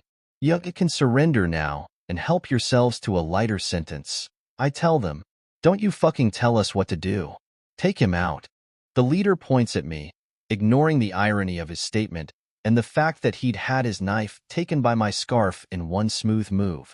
The crooks waver for a second, debating between their 2 options, before rushing at me all at the same time. I duck under the first attack, striking a hard blow to the side of the neck of the assailant, and turn on my heel to roundhouse kick the head of the other trying to capitulate on me being busy. The third guy is smarter and tried to put some distance between the 2 of us, forgetting that I also have a wider range as my capture weapon strikes him and pulls him towards me. A well-placed hit to the head knocks him out. I turn around to deal with the leader and feel my insides freeze at the sight of a gun. My heart stutters and stalls in my chest. 𝗬𝗧𝗵𝗲 Ukrainian 𝗧𝗵𝗲 Mongolian 𝗬𝗲𝗁𝗃 Mongolian 𝗬𝗃 Paraguayan Guarani 𝗬𝗲𝗄 Korean 1 Nigerian 𝗬𝗲 Mongolian 𝗬𝗃 Mongolian 𝗬𝗃 Ukrainian 𝗧𝗵𝗲 Pain. There's a gun pointing right at me. The first hits me just below the shoulder blade. The second barely misses my spine. The third flies over my shoulder. The fourth hits me in the chest. I fall backwards. The fifth tears through my intestines. The sixth misses me by less than an inch. Ukrainian 𝗧𝗵𝗲 Nigerian 𝗧𝗪𝗀 Paraguayan Guarani Ukrainian 𝗧𝗵𝗲 My birthmarks burn. They burn and burn and burn and burr. He is grinning and pointing a gun at me. I see red. Bang. Hey. 𝗬𝗪 walks up to me holding a cup of coffee. From the looks of it, it's from the precinct coffee machine and that shit is vile. I take it. Thanks. I nod at him, still feeling oddly detached from the world. The guy's fine if you're concerned. 𝗬𝗪 sits down beside me. Has a nasty concussion and a few missing teeth, but he'll be out of the hospital by tomorrow morning and straight into a police cell by noon. I grunt. So when am I getting the report saying I used too much force apprehending the suspect? Never, 𝗬𝗪 replies. The guy's the son of a local yakuza and has been cut off from the family, supposedly for getting too handsy with the daughter of a member. He isn't the oldest son and kind of a disappointment really, so the boss isn't upset at losing him. In retaliation, the guy decided to start his own gang and has been causing trouble for the residents in the area, 𝗬𝗪 explains. We've been building a case against them, but all of their victims are still reluctant to point their fingers at the son of a yakuza boss, outcast or not. Now, though, we can move forward with the charges. 𝗬𝗪 looks me in the eye. They attacked a pro hero this time. They pointed and fired a loaded gun at a pro hero. The fact we didn't have to wheel him out of that alley on a stretcher actually speaks volumes of your self-control. I gave 𝗬𝗪 a look. I bashed his head a couple times against a wall and might have smashed him against the pavement by tossing him up in the air and pulling him down just as fast. You call that self-control? Might have. 𝗬𝗪's ears twitch. I sigh, pressing my fingers to my eyes. I saw the gun and the next thing I know I'm calling. You guys to come pick them up? 𝗬𝗪 nods. You know that's normal, right? Guns aren't exactly an everyday occurrence here. I'm already aware of my issues with guns. I cut him off. He hums. Want to talk about it? I look at him, deadpan. He huffs. It was worth a try. Go home, Shouta. It's almost the end of your patrol anyway. I nod, and he gets up to walk away when I suddenly remember with startling clarity what I was going to call him to talk about tomorrow. I read the files you sent me. I speak up, making 𝗬𝗪 pause. You can't tell me you've figured something out already? He looks at me, incredulous. Our cases are connected. I tell him. The unknown drug cartel and the disappearances, they're connected. 𝗬𝗪 swears under his breath and sits back down. All right, hit me. What did you find? The drug dealers knew the missing victims, at the very least in passing. One buyer is missing and is reported as being friends with one of the missing people. Another victim is reported to have started or wanting to start a relationship with a woman named Saki-chan. According to his sister, and we just so happen to have a dealer in custody that has a sister named Sakiko, I tell him. That might be a coincidence, 𝗬𝗪 suggests. Watanabe Sakiko is also missing, having disappeared around the same time that Serizawa Takashi did. I shake my head. Shit. 𝗬𝗪 presses the pads of his hands to his eyes. Tsukuda Kenzo is an alcoholic known to be drinking buddies with a well-known character here in the precinct, and that guy is also a known friend of Arima Yoda, who you know from this yesterday's morning, I add. What about the rest? 𝗬𝗪 asks me. I haven't gone through all of it. I roll my eyes at him. But odds are, they're not the only ones missing. I think we should widen the parameters, 𝗬𝗪. These ain't random disappearances. Because of the drug? 𝗬𝗪 asks, thinking about it. You notice the same thing your superiors did. Their quirks aren't that impressive in terms of power output. Now, what are the murmurings we've been hearing about on the streets lately? I quietly ask him. Quirk-enhancing drugs. 𝗬𝗪 swears under his breath. Widen the search, I tell him. All missing persons reports that have any involvement with drug use, or knowing someone involved with drug use. 𝗬𝗂 shakes his head. That'll give us a lot of empty leads and take too much time to go through by ourselves. I ran through my knowledge of the case and the new files I got. No minors, I say. The dealers turned away minors and preyed on people who wouldn't be reported missing immediately.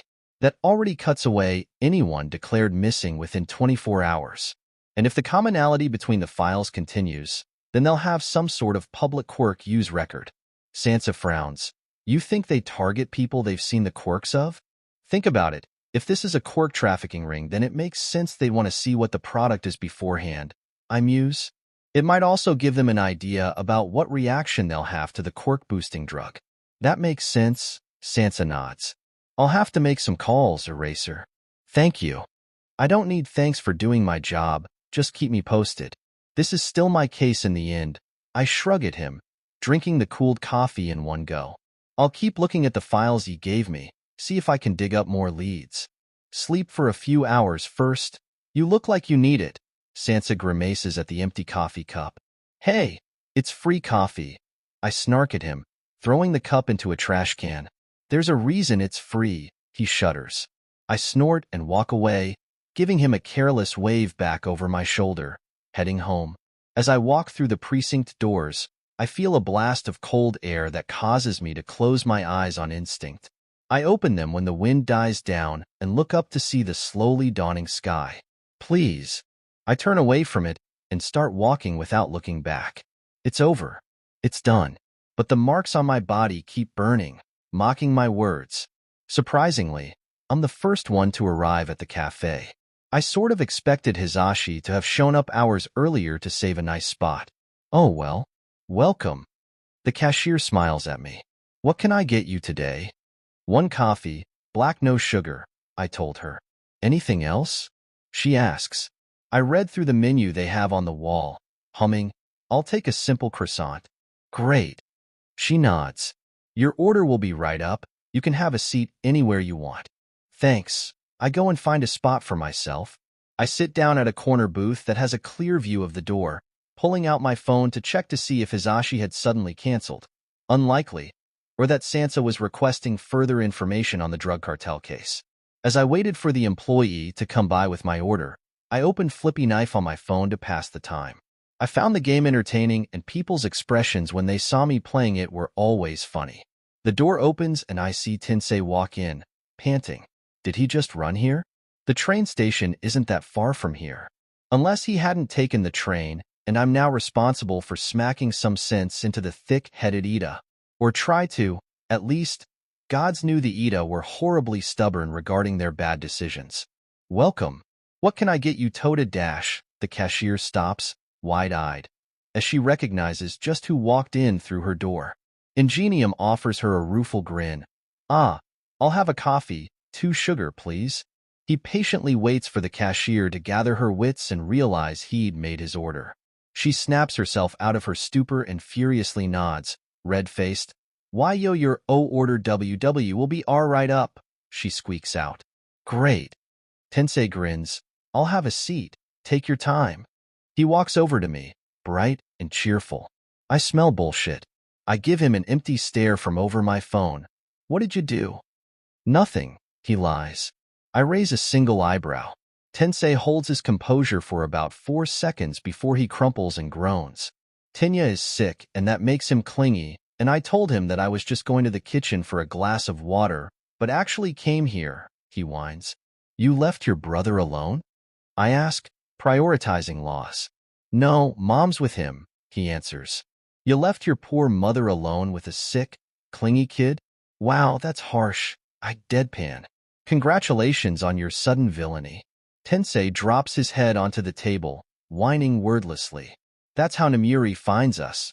Tensei apologizing to his brother, and me playing 𝗵𝘃𝗄𝗏 on my phone, ignoring the spectacle he's making in front of me.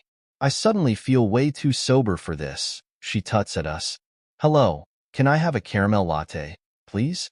Thank you. She calls out to the cashier before walking towards us.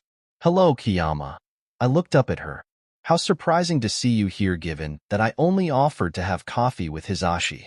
She scoffs. You knew you'd meet us all here from the very start. Don't play coy. She sits down beside me. Now, how have you been? Fine. I closed the game app. What about you?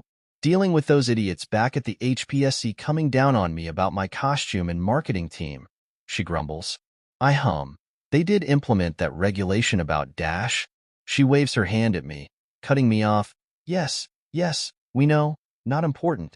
Now, why's 𝗵𝗃𝗃 crying? His brother is sick, and he lied to him about going to the kitchen and snuck out to meet us here, I answered. Little 𝗵𝗃𝗲 is sick? That's so cold of you. 𝗵𝗃𝗃, how could you? He's going to be heartbroken. 𝗵𝗃𝗃 gasps, placing a hand on her chest. I know. 𝗵𝗃𝗃 whines louder. Mother told me to come and not to mind him. They'd be fine without me there. But what if dash? What if what? 𝗧𝗵𝗲 pipes up, walking up to us. 𝗵 must be more tired than I thought to not have noticed his arrival. I slept poorly, for obvious reasons, and just hoped that my eye bags weren't as dark as I felt them. What if 𝗵𝗃𝗃 never forgives 𝗵𝗃𝗃 for lying to him about going to the kitchen and actually sneaking out of the house to come here? 𝗵𝗃𝗃 tells 𝗧𝗃𝗃. He takes a seat beside 𝗵𝗃𝗃 and pats him on the back. Wow, that is cold, dude. 𝗵𝗃𝗃's head thunks against the tabletop and his shoulders slump. Good afternoon, 𝗧𝗃𝗃. I greet him. Surprised you were the last one to arrive. Yeah, he chuckles. Had some last-minute stuff to get done, and it took longer than I thought it would. Everything okay? Yeah, everything's okie dokie, he laughs. What about you? How are you? You look tired. I hum. Non-committally, busy with a case, that's all. We've had a new breakthrough, and it doesn't paint a pretty picture. The waiter arrives with all our orders, shakily placing down the cups and my croissant on the table before giving a little bow and leaving in a hurry. Think he recognized all of ya, or just Ida? I ask. I'm not in costume, so it's unlikely they recognized me. 𝗵𝗃𝗃 shakes her head. The two of us look at 𝗵𝗃𝗃 and 𝗧𝗃𝗃, who are either wearing their full hero costume or just pieces of it. Totally those two, she smirks. I wonder how big of a popularity boost this cafe is going to get. Two pro heroes drinking their coffee. 𝗧𝗃𝗃 laughs and waves her off. Back on topic. What happened to your case? I take a sip of my coffee. Had to arrest my last lead. Yesterday? So, thinking that my case had gone cold, 𝗬𝗪 asked me for a second opinion on one of his cases. Turns out they were actually related, and now we're trying to figure out how bad the scenario is actually looking like. What scenario? 𝗵𝗃𝗃 asks, taking a sip of his own coffee. Quirk trafficking, it seems, I tell them. Seriously? 𝗧𝗃𝗃 accidentally uses his quirk, and I quickly erase it. Sorry. I huff. Yes. 18 confirmed missing so far. But that's 'cause we're only now discovering the connection and only Shizuoka reports. We have to widen the search parameters, and the number is likely to rise. Shit. 𝗵𝗃𝗃 frowns. That's bad. It might be just Shizuoka? Doubtful. I shake my head. My case was centered around Shizuoka, but it looks more and more likely they were just a cog in a machine. Who's on the case? 𝗵𝗃𝗃 asks. Right now? 𝗬𝗪 and I, but there's probably other individual case investigations going on that are connected to this one. I sigh. Is that why you look so tired? 𝗵𝗃𝗃 asks me. Nah, had an incident on my last patrol, and it got me too keyed up to sleep, I grumble. Oh, that's interesting. You're usually the stoic type. 𝗵𝗃𝗃 frowns. I hum. Got shot at. 𝗧𝗃𝗃 chokes on his own spit. 𝗵𝗃𝗃 spews his coffee. And 𝗵𝗃𝗃 immediately grabs me as if to see through my clothing for injuries. What? 𝗧𝗃𝗃 yells. Quiet, I hiss at him. And let go of me, 𝗵𝗃𝗃. I'm unharmed. He missed the shot, and I made sure he wouldn't try for a second one. What happened to him? Do they have him in custody? 𝗧𝗃𝗃 asks me in a rush. By now? Yes, I nod. Had to be taken to the hospital first to deal with his injuries, but 𝗬𝗪 told me he'd only stay there until noon or something. The three of them blink at me. His injuries? 𝗵𝗃𝗃 blinks. I shrug. He shot at me. I reacted. 𝗧𝗃𝗃 presses his lips together in an attempt to stave off his laughter, but a small snort escapes him. 𝗵𝗃𝗃 looks away from us, shoulders shaking. 𝗵𝗃𝗃 blinks again. You beat the guy badly enough to send him to the hospital? Kind of. I frown. He had a concussion, so he had to stay for observation. 𝗧𝗵𝗲 snorts again. That's it? 𝗵𝘃𝗲 asks, knowingly. I pause. Fine, Sansa might have mentioned a couple missing teeth, I add. 𝗧𝗵𝗲 starts cracking up, holding his stomach. 𝗵𝘃𝗲 pats me on the back proudly. Tensei shakes his head in disbelief. Unbelievable. I'd have thought that you'd have just wrapped him up with your scarf and left him there to be found by police in the morning. I frown. He pointed a gun at me. I reacted. Strongly, I guess. No, Shouta. You reacted accordingly, 𝗵𝘃𝗲 counters. If that had been me, they'd be scrapping him off the sidewalk. Now, here, look at Sushi. She shoves her phone under my nose and starts showing me several of the hundreds of cat pictures she has. He's grown fat. From such a small, helpless kitten. Hey, I want to hear your guys' opinions on something, 𝗧𝗵𝗲 pipes up. What is it? Tensei asks. Did you finally tell off your boss? 𝗵𝘃𝗲 wonders. If this is about some new song that's coming out, according to you, I have no taste, I say. No. He wags his finger at 𝗵𝘃𝗲 and I want to know what you guys think about me starting my own radio show. He adds the last part in a rush. I blink. Wow, that's great. Tensei smiles. You'll be great at it. Soar the popularity polls like crazy too. It's a great idea. Are you thinking of doing it full-time? 𝗵𝘃𝗲 asks him. I hum. Just a radio show, or are you opening your own agency? He twitches. Bingo. Figures. I nod. If you start a radio show as a sidekick, your boss is gonna want some role in it. Anything to widen their own influence and popularity. How do you know so much about the matter? 𝗵𝘃𝗲 asks me. I've had my own agency since graduation. Or have y'all forgotten that? I roll my eyes. It's just me, and staying that way. But when I was getting it all set up, I had to read up on laws and regulations that come into play when you have sidekicks. One of them is that, as my subordinates, anything they do reflects back on me, and that I have the final say in many of their decisions if they directly influence my name and reputation, I add. Oh, right, Tensei hums. You and 𝗵𝘃𝗲 have your own agencies. I work at my parents', so 𝗧𝗵𝗲 is the only one that became a sidekick. So, do you think I can make it after going independent? 𝗧𝗵𝗲 asks me. I nod. You'll do fine. You're already popular as a sidekick. Once you have the freedom to do what you want to do and brands don't have to settle for your boss, you'll rise up the popularity polls. Sure, there's an adjustment period between having a safety net and then suddenly be free-falling. But 𝗧𝗵𝗲, unlike several others, has a lot of outside support. He smiles. Thanks. 𝗵𝘃𝗲 coos at him. Were you worried we'd be mean to you? You know we're always here for each other. Yeah? You know you can call us whenever you need something, Tensei adds in his 2 cents. Thanks, guys. 𝗧𝗵𝗲 nods, touched. I cut into the moment. How soon is Soundbite graduating and joining ya? 𝗧𝗵𝗲 sputters. She's not joining me. I stare at him with a raised brow. Ye are kiddin', right? Kid was all but attached at your hip through her work studies, and you think she's not going to try and join your agency the first chance she's got? 𝗵𝘃𝗲 chuckles and coos again. Oh, does Present Mike have a little fan? 𝗧𝗵𝗲 sputters again and desperately tries to deny the statement, only to prove it more and more accurately as he lists off the kid's achievements like a proud sibling. I lean back into the booth and take a bite out of my croissant, feeling the warmth of familiarity in their banter and the soothing emotions they bring out. Today's a good day.